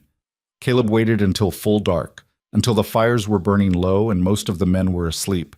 Then he moved in, silent as death, the knife he'd stolen from the saddlebag gripped in his good hand. The first guard never knew he was there. Caleb came up behind him, choked him unconscious, lowered him quietly to the ground. The second guard was harder. He turned at the last second, opened his mouth to shout. Caleb's fist caught him in the throat, cutting off the sound. They went down together, grappling in the snow, until Caleb got the knife against the man's jugular. "Make a sound and you die," he whispered. The guard went still. "Where is she?" The guard's eyes flicked toward one of the tents. Caleb knocked him unconscious with the hilt of the knife, then moved toward the tent. Inside, Eliza sat bound to a tent pole, her eyes closed. Caleb knelt beside her, cut the gag away. Her eyes snapped open, went wide with shock. Caleb? Quiet. We don't have much time. He cut the ropes, pulled her to her feet. She swayed, weak from exhaustion and fear, but she stayed upright. How did you... Later. Can you ride? I think so. They made it maybe 10 steps before someone shouted. The camp erupted. Men boiling out of tents, grabbing weapons, spreading out to surround them. Caleb and Eliza ran for the horses. A shot rang out, then another. Something tugged at Caleb's coat, burning pain across his shoulder. He ignored it, kept running. They reached the horses. Caleb boosted Eliza onto one, scrambled onto another. Then they were riding, hard and fast, into the darkness. Behind them, the camp dissolved into chaos, men mounting up, pursuing, firing blind into the night. But Caleb knew where he was going. There was a ravine maybe a mile ahead, too steep for horses to follow. If they could reach it, they could lose their pursuers, double back toward town on foot. They made it with seconds to spare. Caleb pulled up at the edge, dismounted, helped Eliza down. This way. They scrambled down the steep slope, half sliding, half falling. Above them, the pursuers pulled up, shouting curses. Someone fired, the bullet sparking off rock inches from Caleb's head. At the bottom, they ran. Eliza was flagging, stumbling, but she kept going. Caleb grabbed her hand, pulled her along. His shoulder was bleeding, his thumb was screaming, and his ribs felt like they were on fire, but he didn't stop. They ran until Eliza collapsed. Just went down in the snow, gasping for air. Caleb pulled her into a hollow beneath an overhang, out of sight. I can't, she gasped. I can't keep going. You have to. Just leave me. Save yourself. Not happening. Caleb, I said no. He checked their back trail, no sign of pursuit yet, but it was only a matter of time. Listen to me. We're maybe 5 miles from town. We get there, we go to the courthouse, we make this public. Once it's out in the open, Blackwell can't touch you without everyone knowing. You think the law will help us? My father owns half the judges in the territory. Maybe, but not all of them. And there are people who hate Blackwell. Business rivals, politicians he's crossed. We tell them what's happening, give them ammunition to use against him. It might not save us, but it'll hurt him. Eliza laughed, bitter and exhausted. You're talking about starting a war. We're already in a war. Might as well make sure we're not the only casualties. They rested for 10 minutes, no more. Then they were moving again, slower now but steady. Caleb used every trick he knew to hide their trail, walking in streams, doubling back, laying false tracks. It bought them time, but not much. Dawn found them on the outskirts of the territorial capital. The town was just waking up, smoke rising from chimneys, early risers moving through the streets.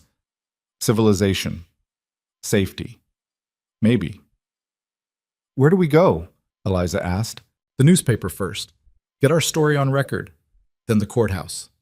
The newspaper office was a squat brick building on Main Street. Caleb pounded on the door until a bleary-eyed man in shirt sleeves opened it. We're closed until... This is Eliza Ashford, Caleb interrupted. Daughter of Jonathan Ashford. And she's got a story that's going to sell a lot of papers. The man's eyes went wide. Come in. They spent an hour with the editor, a hard-bitten man named Samuel Pierce, who'd seen everything and believed nothing until it was proven. Eliza told him everything, the forced engagement, the escape, the pursuit. Caleb showed him the documents they'd prepared, the ones that had survived the chaos. Pierce listened, asked sharp questions, took notes. Finally, he sat back. This is explosive. If it's true, it destroys Ashford's reputation and puts Blackwell in legal jeopardy. It's true, Eliza said. Every word. And you're willing to testify to that, publicly, in court? Yes. Pierce nodded slowly. Then I'll run it. Front page, tomorrow morning. But Miss Ashford, you need to understand what this means. Once this is public, there's no taking it back. Your father will never forgive you. Blackwell will do everything in his power to destroy you. You'll be at war with 2 of the most powerful men in the territory. I'm already at war with them. This just makes it official. All right then. Pierce stood, offered his hand. Welcome to the fight. They left the newspaper and headed for the courthouse.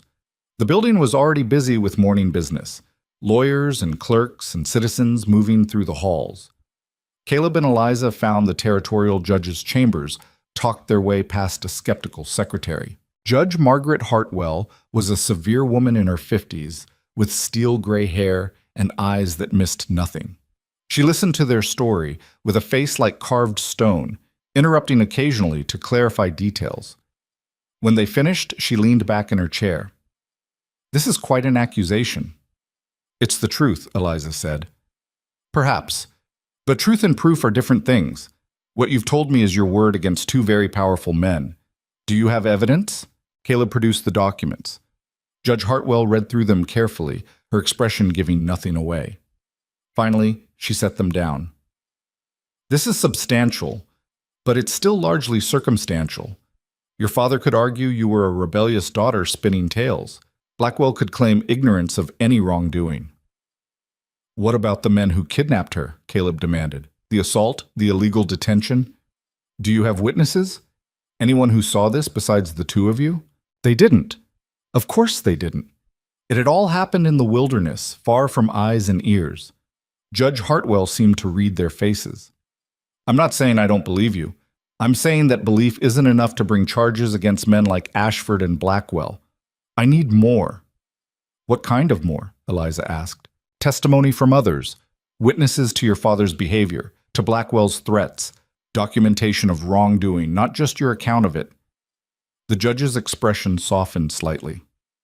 "Miss Ashford, I've heard rumors about William Blackwell for years. Whispers about what happened to his previous wives, about his business practices. But whispers won't hold up in court. I need something solid." "How do we get that?" "You don't, I do."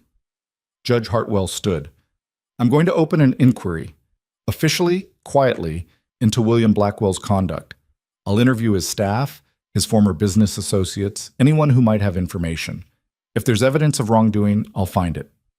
"How long will that take?" Caleb asked. "Weeks, maybe months." "We don't have that kind of time. Blackwell's men are hunting us right now." "Then I suggest you find a safe place to hide while I work." The judge looked at them both seriously. "This is the best I can offer. An official inquiry gives you some protection. It means anyone who harms you will be interfering with a legal investigation. That should give them pause. But it's not a guarantee of safety." It wasn't enough, not nearly enough. But it was something. They left the courthouse feeling both relieved and exposed. The inquiry was a start, but they still had to survive until it bore fruit. "Where do we go now?" Eliza asked. "Somewhere public. Somewhere they can't grab you without witnesses." Caleb thought for a moment. "The hotel. The biggest one in town. We take a room, we don't leave. We make sure everyone sees us. Make it impossible for them to take you quietly." They checked into this Grand Continental Hotel using the last of Caleb's money. The clerk gave them suspicious looks. They were filthy, bloodied, and clearly in trouble. But money was money. He handed over a key to a second-floor room overlooking the street. The room was the nicest place Caleb had been in years. Real bed, real furniture, a wash basin with actual hot water.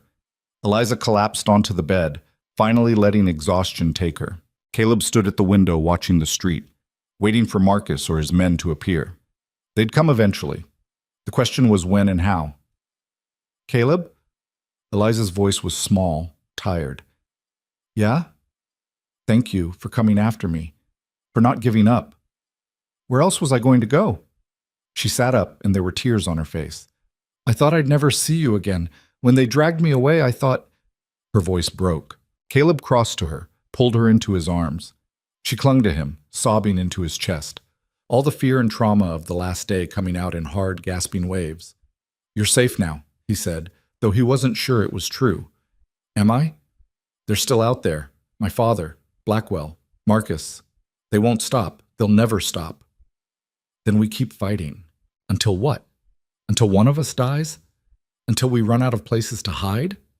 She pulled back, looked up at him with red-rimmed eyes. "This isn't a life, Caleb. Running, hiding, always looking over our shoulders. Maybe it would be better if I just—" "Don't." His voice was hard. "Don't even think about giving up. We've come too far." "Have we? Or have we just been delaying the inevitable?" Before he could answer, there was a knock at the door. They both froze. Caleb moved to the door, hand on the knife he'd kept. "Who is it?" "Message for Miss Ashford." Caleb cracked the door. A young boy stood there, holding an envelope. Caleb took it, gave the boy a coin, shut the door. The envelope was expensive paper, sealed with wax. Eliza opened it with shaking hands, read the contents, went pale. "What is it?" "It's from Blackwell. He wants to meet. Tonight. Alone." "Absolutely not.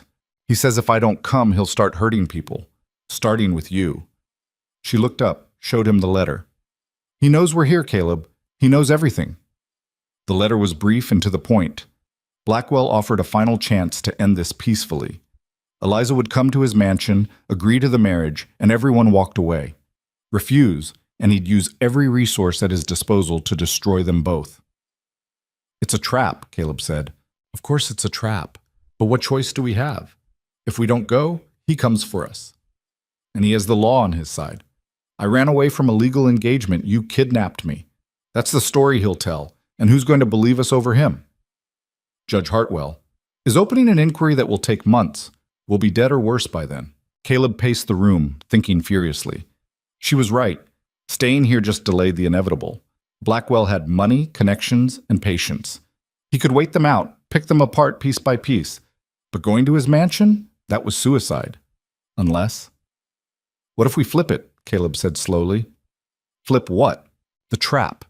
He's expecting you to come alone, scared, ready to negotiate. What if instead we bring everyone? The judge, the newspaper, witnesses.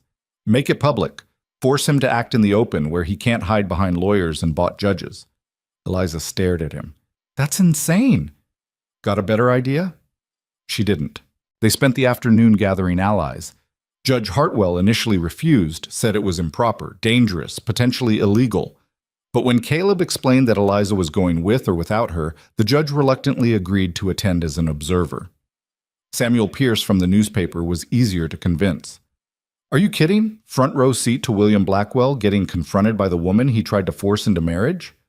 I'll bring a photographer." They collected others too. A lawyer Hartwell recommended. A territorial marshal she trusted. Even a few of Blackwell's former business associates who had their own grudges. By the time the sun set, they had maybe a dozen people committed to showing up. It still felt like too few. But it was all they had. Blackwell's mansion sat on a hill overlooking the town, a monument to wealth and power. The place was lit up like a beacon, every window blazing with light. Carriages lined the drive. Blackwell had invited an audience of his own. "He knew we'd try this," Eliza said as they approached. "Probably, but he doesn't know what we're going to say." They walked in together, and the conversation in the parlor died. All eyes turned to them, wealthy men and women in expensive clothes, staring at the filthy, battered pair like they were ghosts. William Blackwell stood at the center of it all. He was a large man, well-dressed, with silver hair and cold eyes. When he saw Eliza, he smiled. "Miss Ashford, I'm so glad you could make it. We have much to discuss." "I'm here to tell you no," Eliza said clearly. "I won't marry you. Not now. Not ever." The room erupted in whispers. Blackwell's smile never wavered. "You're distraught." "Understandable, given your ordeal. Perhaps we should speak in private." "No. Whatever you have to say, you can say it in front of everyone." "Very well." Blackwell's expression hardened. "You signed a contract, Miss Ashford, a binding agreement to marry me, arranged by your father. Breaking that contract has consequences." "I signed nothing. My father arranged it without my consent." "Your father had legal authority over you. The contract is valid." "Then let's let a court decide that." Judge Hartwell stepped forward. "I'm opening an inquiry into the legality of forced marriage contracts in this territory. Miss Ashford's case will be part of that inquiry." Blackwell's eyes narrowed. "Judge Hartwell, I didn't realize you were involved in this circus. I became involved when evidence of coercion and illegal detention came to my attention. Evidence provided by a hysterical woman and a criminal." Blackwell gestured at Caleb. "That man kidnapped Miss Ashford, held her against her will, and poisoned her mind against her family. He should be in chains." "Then file charges," Caleb said. "Do it right now in front of all these witnesses. Explain to everyone how I kidnapped a woman who was running barefoot through a snowstorm to escape you. You're a liar and a thief, and you're a murderer." The room went silent. Blackwell's face turned purple. "How dare you? Your first wife died in childbirth, but 3 doctors refused to treat her because you beat her so badly they thought she'd die anyway. Your second wife threw herself from a balcony after you broke both her arms in a rage." Caleb stepped forward, feeling the weight of every eye in the room. "We have testimony, witnesses, medical records, everything we need to prove what you really are. It was a bluff. They had suspicions, rumors, but no real proof.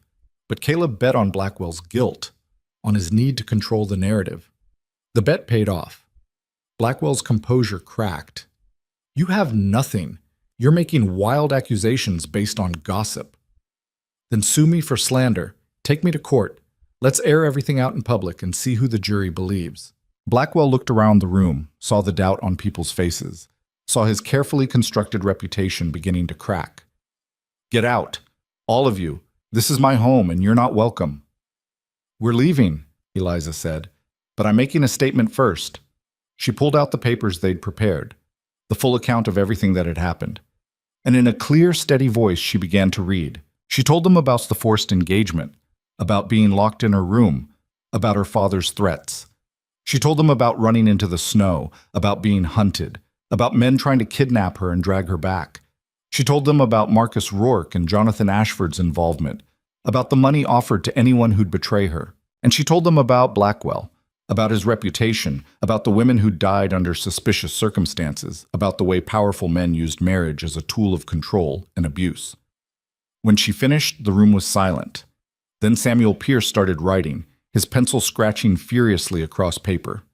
Others began talking, whispers spreading like wildfire. Blackwell stood frozen, his face a mask of rage and humiliation. "You've made a grave mistake, Miss Ashford." "No," she said. "I've made the first honest choice of my life." They left the mansion with their heads high, surrounded by their unlikely allies. Behind them, they could hear Blackwell shouting, threatening, trying to salvage his reputation. But the damage was done. By morning, the story would be in every newspaper in the territory. By noon, questions would be raised in the territorial legislature. By evening, Jonathan Ashford and William Blackwell would be fighting for their political lives instead of hunting Eliza. It wasn't victory, not yet, but it was the beginning of one. Back at the hotel, Caleb and Eliza collapsed in their room, exhausted but alive. They'd survived another day, another battle. "What happens now?" Eliza asked. "Now? Now we wait and see if we started enough fires to keep them busy. And if we didn't, then we keep fighting." She leaned against him, and he wrapped his arms around her. Outside, the town slept, unaware that a war had just begun in its midst. A war not of guns and armies, but of truth against power, of 2 broken people refusing to stay broken. And for the first time since this started, Caleb felt something like hope. The newspapers hit the streets at dawn, and by breakfast, the entire territory was talking. Caleb stood at the hotel window, watching people gather in clusters on the sidewalk below, passing copies of the morning edition between them. He could see their faces change as they read: shock, anger, fascination. The story had done exactly what they'd hoped. It had spread like wildfire. "Listen to this," Eliza said from the bed, reading aloud from Samuel Pierce's article. "Sources close to William Blackwell confirm a pattern of violence against his previous wives, with at least 4 servants willing to testify to incidents of abuse. Meanwhile, Jonathan Ashford faces questions about his use of private mercenaries to pursue his daughter across territorial lines, potentially violating federal kidnapping statutes." She set the paper down, her hands shaking slightly. "It's real. It's actually happening." "Did you think it wouldn't?" "I didn't let myself think about it at all. If I'd stopped to consider what we were doing, I would have been too terrified to go through with it." Caleb turned from the window. "How do you feel now?" "Scared, relieved, like I just jumped off a cliff and I'm still waiting to hit the ground." She looked at him. "What about you?" "I feel like we just kicked a hornet's nest and now we're waiting to see how many hornets come out." He was right to be worried. The knock came an hour later, hard, official, the kind of knock that meant trouble. Caleb opened the door to find a territorial marshal standing there, 2 deputies behind him. "Caleb Rourke?" "That's me. You're under arrest for kidnapping, assault, and theft. Miss Eliza Ashford, You're wanted for questioning regarding your father's formal complaint of mental incompetence and unlawful flight. Caleb's hand went to the knife at his belt, but Eliza caught his arm. Don't. That's what they want. An excuse to shoot you. The marshal looked apologetic. I'm sorry, folks. I read the papers, same as everyone else, and I've got my own opinions about what's true and what's not. But I've got warrants signed by a judge, and I have to execute them. You can come peacefully, or we can do this the hard way. We'll come, Eliza said before Caleb could argue. But we want Judge Hartwell notified immediately, and Samuel Pierce from the newspaper. Already done, ma'am. They'll meet you at the courthouse. The jail was a squat stone building that smelled of unwashed bodies and despair. They separated Caleb and Eliza immediately, him to a cell in the back, her to a private room upstairs. Caleb paced his cell like a caged animal, his mind racing through scenarios and possibilities. They'd expected retaliation, but not this fast. Ashford and Blackwell must have worked through the night to get those warrants issued. Judge Hartwell arrived within the hour. Caleb could hear her voice echoing through the building, sharp and demanding. Then she was at his cell, her face grim. They've charged you with 4 counts of assault, 3 counts of theft, and 1 count of kidnapping. The kidnapping charge alone carries a mandatory death sentence. It's all lies. I know that. You know that. But they've got witnesses, men from Marcus Rourke's crew willing to testify that they saw you take Miss Ashford by force, that she was screaming for help, that you threatened to kill anyone who tried to stop you. And people believe that? The judge who signed the warrant does. Or at least, he's being paid enough to pretend he does. Hartwell gripped the cell bars. Judge Morrison is in Ashford's pocket, has been for years. He'll convene a trial, stack the jury, and have you convicted before the week is out. What about Eliza? They're claiming she's mentally unfit to make her own decisions. Her father's petition says she's suffering from delusions brought on by trauma and your manipulation. If Morrison grants the petition, she'll be declared incompetent and remanded to her father's custody. So we lose, just like that. Not necessarily. I've filed an emergency motion to transfer your case to a different jurisdiction on grounds of judicial bias. And I've requested a competency hearing for Miss Ashford with an independent medical examiner, not one of her father's paid doctors. Will it work? Hartwell's expression said she wasn't sure. It's a long shot. Morrison could deny both motions, and there's no appeal until after the trial. But it's all we've got right now. She left, and Caleb sat on the narrow cot, staring at the stone walls. This was what defeat felt like. Not the dramatic kind, with battles and last stands, but the bureaucratic kind. Death by paperwork, and bought judges and legal maneuvers that twisted justice into a weapon. He'd fought wars, survived violence, endured things that should have killed him. But this? He had no defense against this. The days crawled past. Caleb sat in his cell, allowed out only for brief exercise periods and consultations with the public defender assigned to his case, a nervous young man who seemed terrified of everyone involved. Eliza was kept upstairs, and Caleb only saw her once, when they were both escorted to Judge Morrison's chambers for preliminary hearings. She looked thinner, paler, but her eyes were still fierce. When their gazes met across the room, she smiled. It was a small, sad smile, but it was real. Morrison was a fat man with calculating eyes and a smile that never reached them. He listened to Hartwell's motions with obvious impatience, denied them both without explanation, and set the trial date for 2 weeks out. Your Honor, that's not enough time to prepare an adequate defense, Hartwell protested. Then I suggest you work quickly, Judge Hartwell. Motion denied. Outside the courthouse, a crowd had gathered. Some held signs supporting Eliza, others demanding justice for the kidnapped heiress. The newspapers had turned the case into a spectacle, with new revelations every day. One paper ran interviews with Blackwell's former servants. Another published financial records showing suspicious payments from Ashford to Morrison. A third dug up the death certificates of Blackwell's previous wives and highlighted the discrepancies in the official reports. But for every article that supported them, there was another painting Caleb as a violent criminal and Eliza as a confused girl who'd been manipulated. Public opinion was divided, which meant a jury would be divided, which meant Morrison could control the outcome. They were going to lose. Caleb knew it with a cold certainty that settled in his bones. All the truth in the world didn't matter when the judge was corrupt and the system was rigged. They'd exposed Ashford and Blackwell's crimes, but the exposure wouldn't save them. On the 5th night of his imprisonment, Marcus Rourke came to visit. The marshal let him through without question, Ashford's money buying access even here. Marcus pulled up a chair outside the cell, sat down with the casual confidence of a man who'd already won.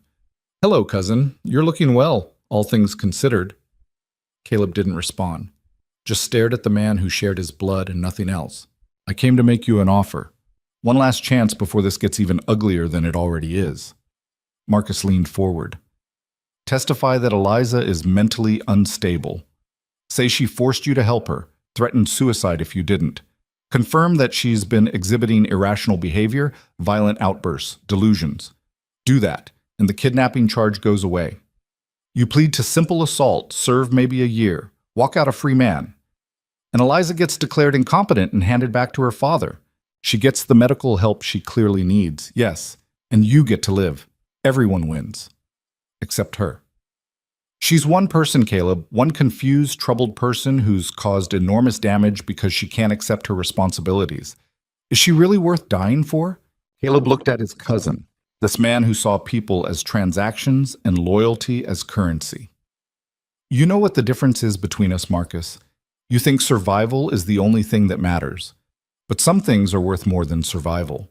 Dignity, honor, love. Those aren't just words to me. They're reasons to live. And yeah, they're reasons to die if necessary." That's beautiful sentiment, really. But sentiment won't stop the noose from tightening around your neck. Maybe not. But at least when I die, I'll die as myself, not as whatever twisted thing you've become. Marcus stood, his face hard. "You always were stubborn. Even as kids, you never knew when to quit. But this time, cousin, your stubborn pride is going to kill you. And I'm going to watch it happen with a clear conscience, knowing I gave you every chance to save yourself. Then I guess we'll both get what we deserve." After Marcus left, Caleb lay on the cot, staring at the ceiling. He'd meant what he'd said.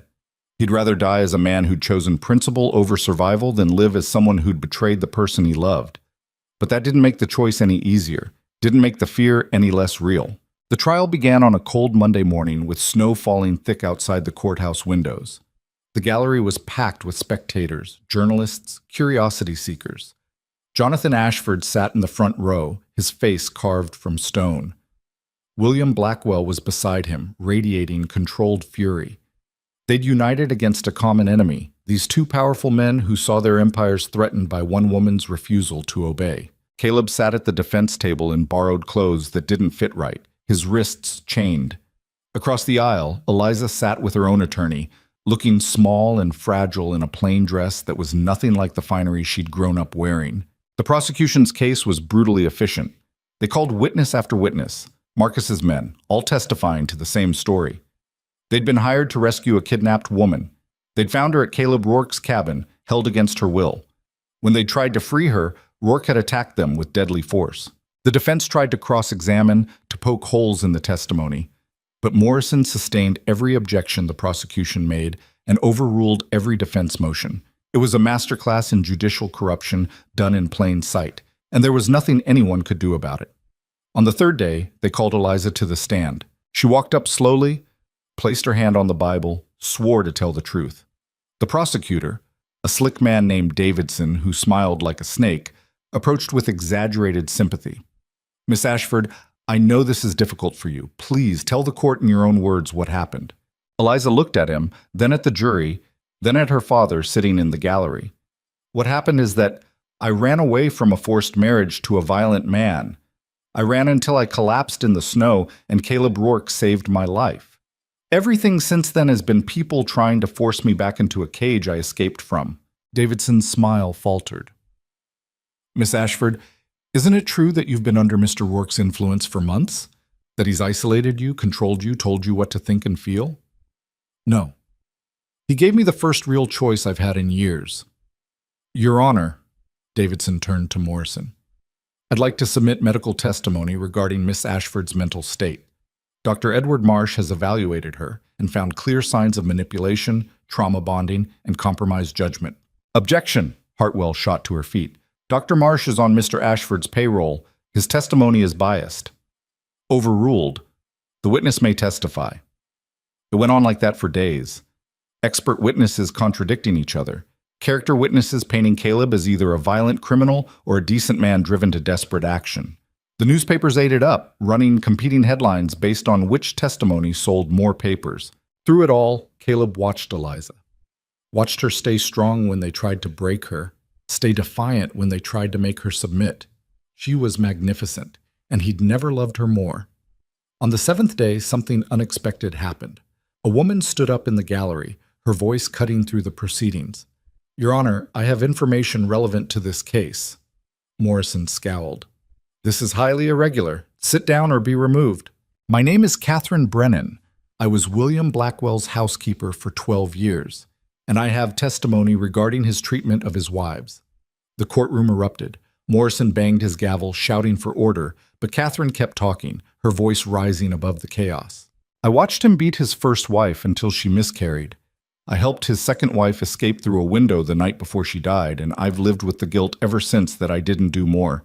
I have letters, medical bills, witness statements, everything you need to prove what kind of man he is."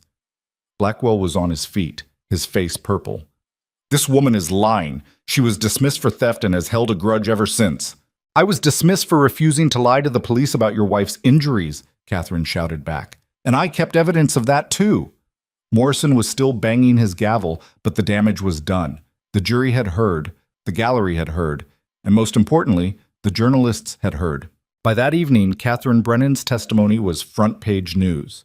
By the next morning, 3 more former servants had come forward with similar stories. By noon, the territorial governor had announced an independent investigation into Blackwell's conduct. The dominoes were starting to fall. The prosecution tried to recover, tried to keep the focus on the kidnapping charges against Caleb, but the momentum had shifted. The jury kept looking at Blackwell with suspicion, kept whispering among themselves. Even Morrison seemed rattled, his confident smirk replaced by uncertainty. On the 10th day, Judge Hartwell made her move.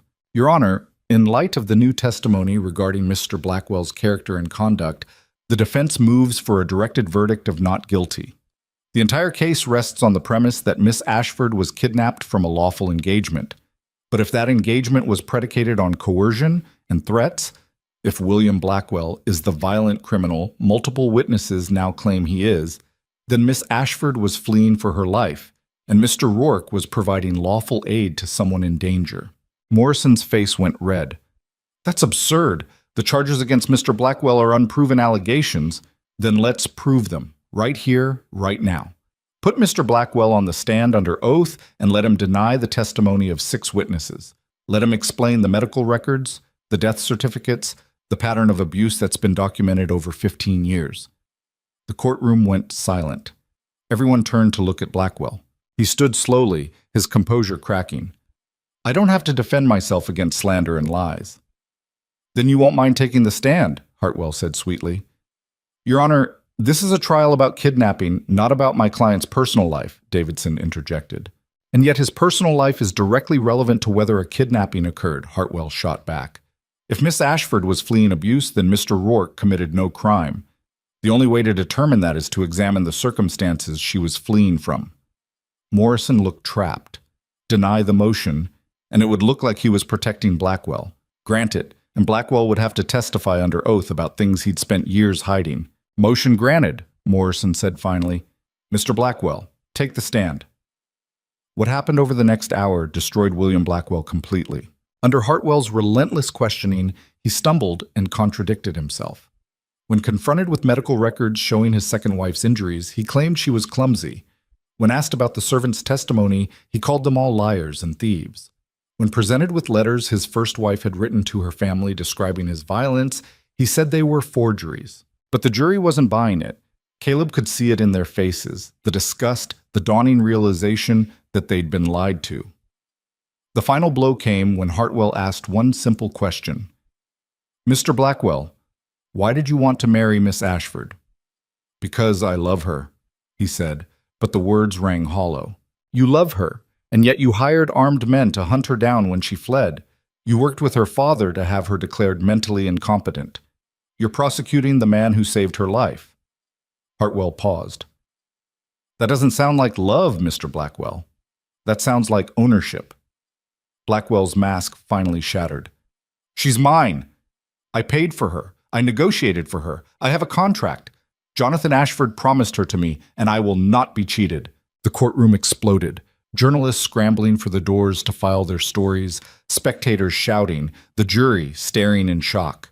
Morrison banged his gavel until it broke, screaming for order. And in the middle of it all, Caleb looked at Eliza and saw her smiling. Actually smiling, despite everything, because they'd won. Morrison tried to salvage the trial, tried to keep the focus on the original charges, but it was hopeless. The jury deliberated for less than an hour before returning a verdict of not guilty on all counts. The charges against Eliza were dropped, and both Ashford and Blackwell were escorted from the courthouse by territorial marshals to answer questions about their own conduct.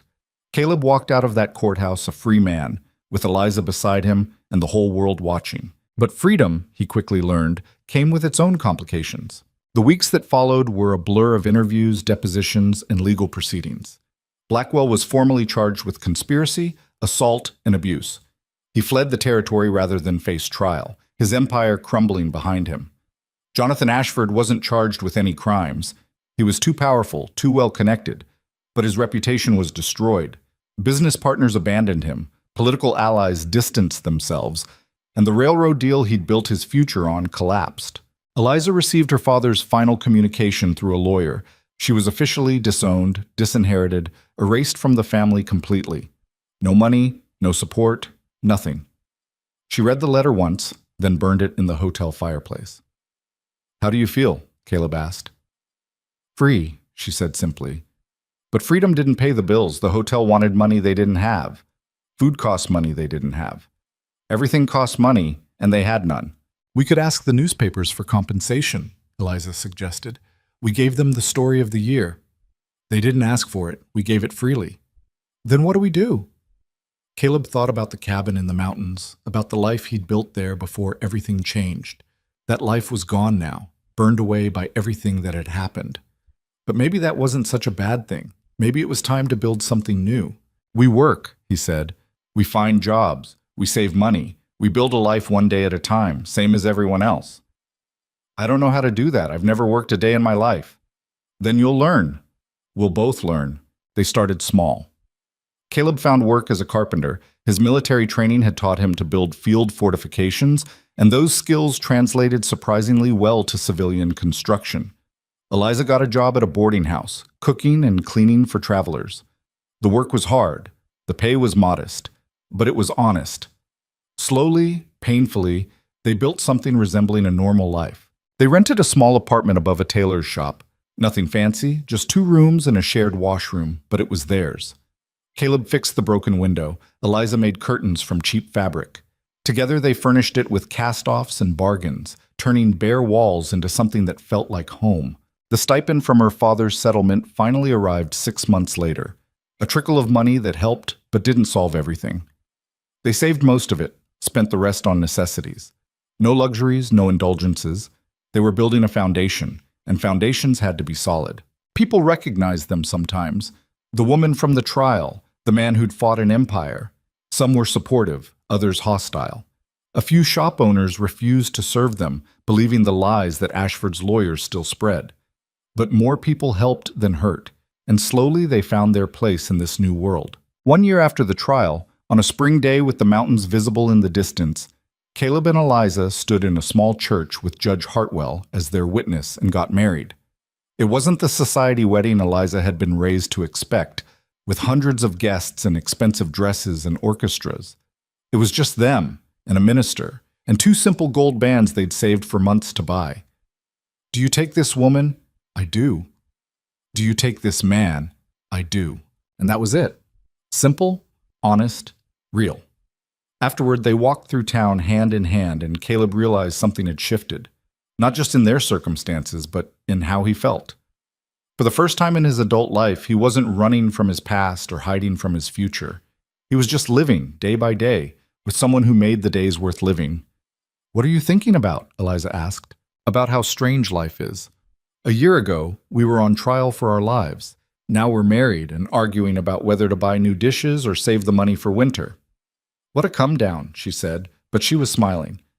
"Is it? You had mansions and servants and everything money could buy. Now you've got a 2-room apartment and a husband who smells like sawdust. Don't you ever regret what you gave up? She stopped walking, turned to face him. I gave up a prison. What I have now, this life, these choices, this freedom, it's worth more than all my father's wealth. I'd make the same decision 1,000 times over. Even knowing how hard it would be? Especially knowing that. The hard things are what make it real. 2 years after the trial, they had saved enough to buy a small piece of land outside town. Nothing fancy, just 20 acres of rocky soil and stubborn grass. But it was theirs, paid for with money they'd earned through work and sacrifice. They built a house together.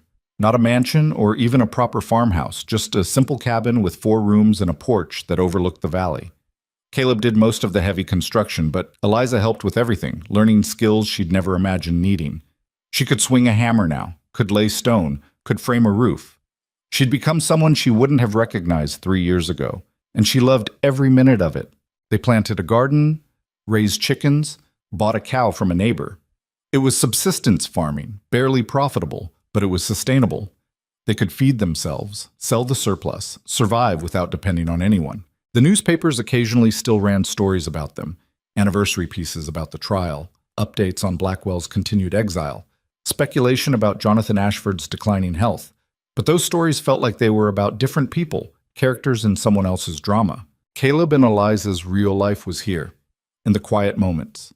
Morning coffee on the porch, working side by side in the garden, reading to each other by lamplight, arguments about money and chores and whose turn it was to deal with the cantankerous cow. It was ordinary. It was beautiful. One evening, 3 years after the trial, they sat on their porch watching the sunset paint the mountains gold. Eliza's hand rested on her stomach where their first child was growing, still too small to show, but present nonetheless. "Are you scared?" Caleb asked. "Terrified. I don't know how to be a mother. I barely know how to be a wife. What if I'm terrible at it?" "Then you'll learn, same as you learned everything else." "What if our child asks about my family? About the fortune I gave up? The life I left behind?" "Then we'll tell them the truth. That you chose freedom over wealth, dignity over comfort. That you fought an empire and won, not with money or power, but with courage and stubbornness." That's a lot of pressure to put on a child. "Not pressure, just truth." He took her hand. "And we'll tell them that the greatest wealth isn't gold or land or power. It's the freedom to choose your own path, to build your own life, to love who you want and be who you want without anyone's permission." Eliza leaned against him and they sat in comfortable silence as darkness fell. Somewhere in the distance, a coyote called. Closer, their chickens settled in for the night.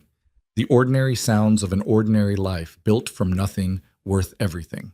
5 years after the trial, news reached them that Jonathan Ashford had died. A stroke, the paper said, sudden and final.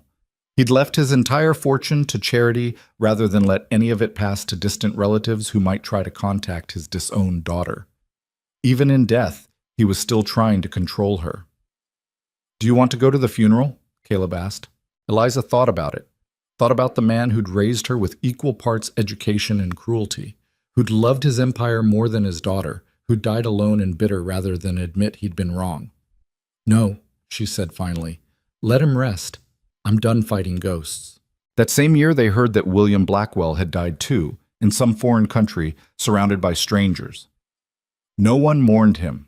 No one claimed his body. He was buried in an unmarked grave, forgotten by the world he'd tried to dominate.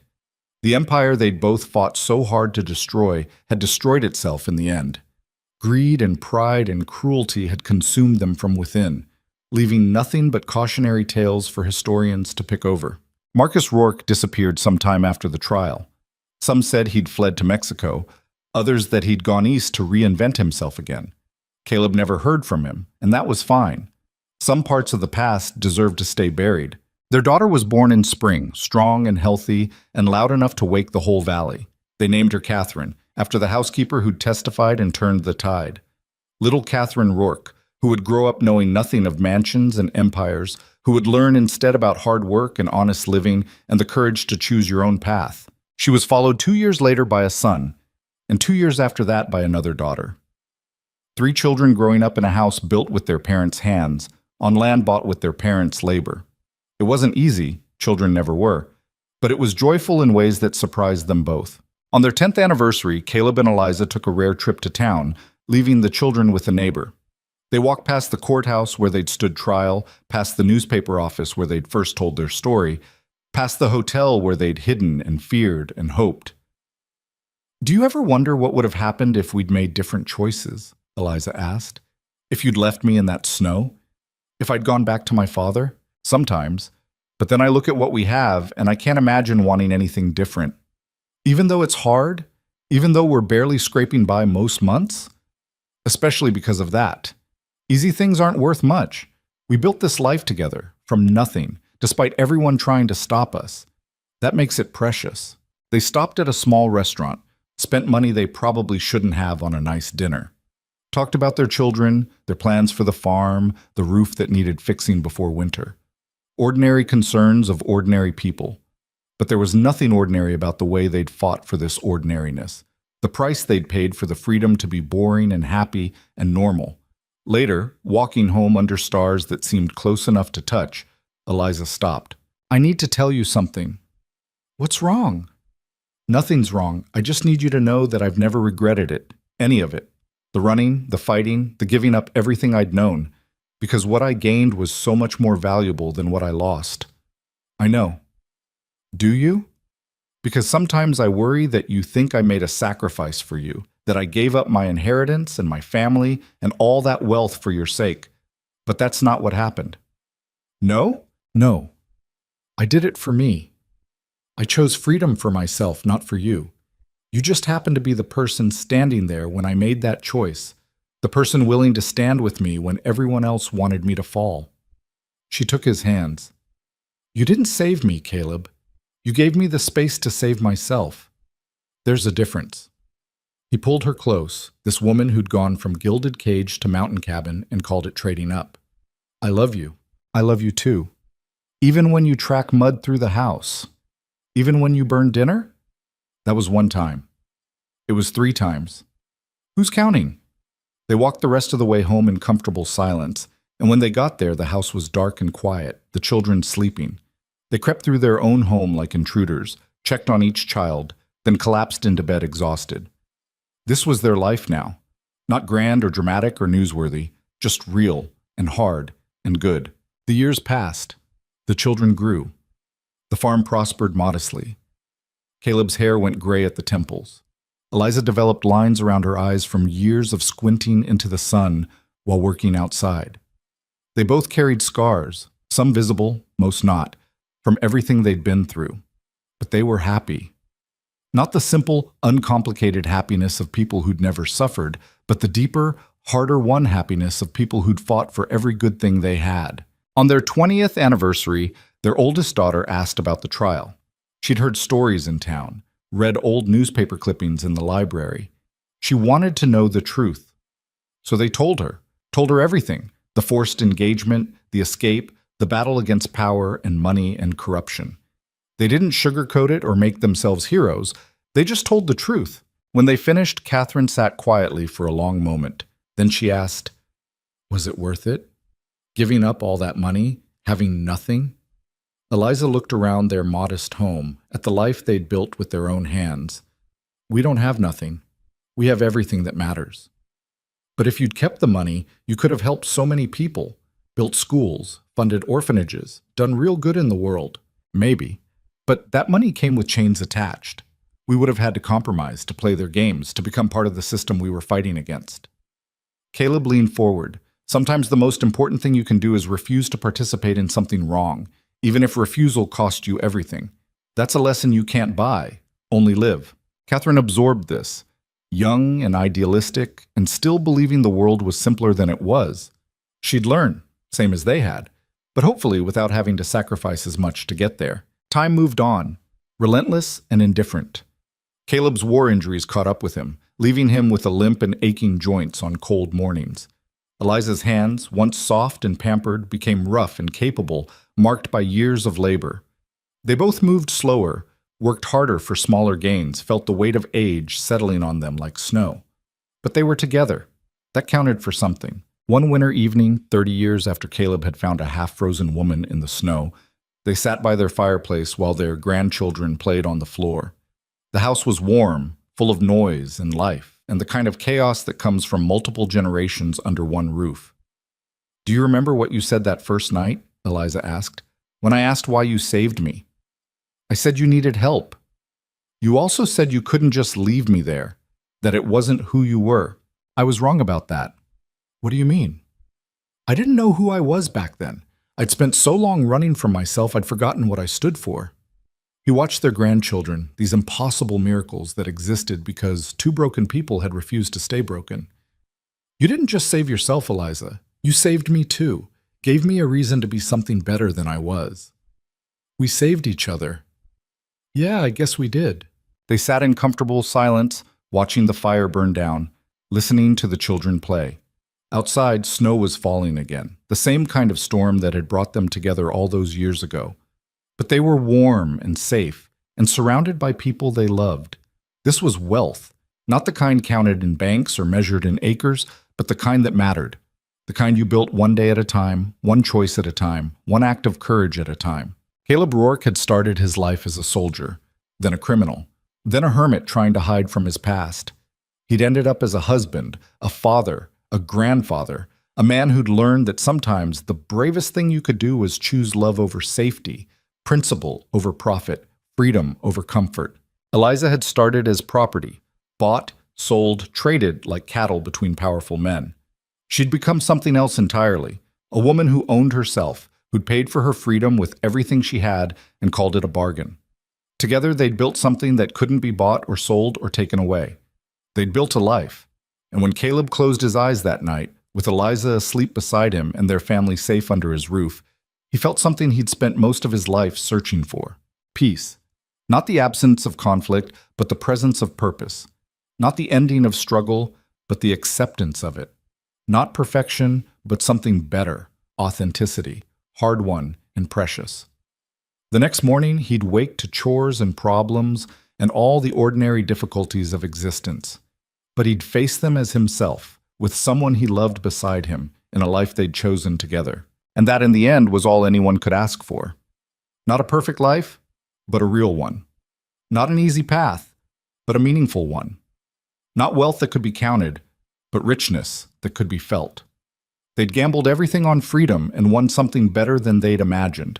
They'd fought an empire and discovered that the real victory wasn't in defeating it, but in refusing to become it. This was their legacy, passed down not in money or land, but in example. In the choices they'd made, the stands they'd taken, the love they'd built from nothing. And it was enough. More than enough. It was everything.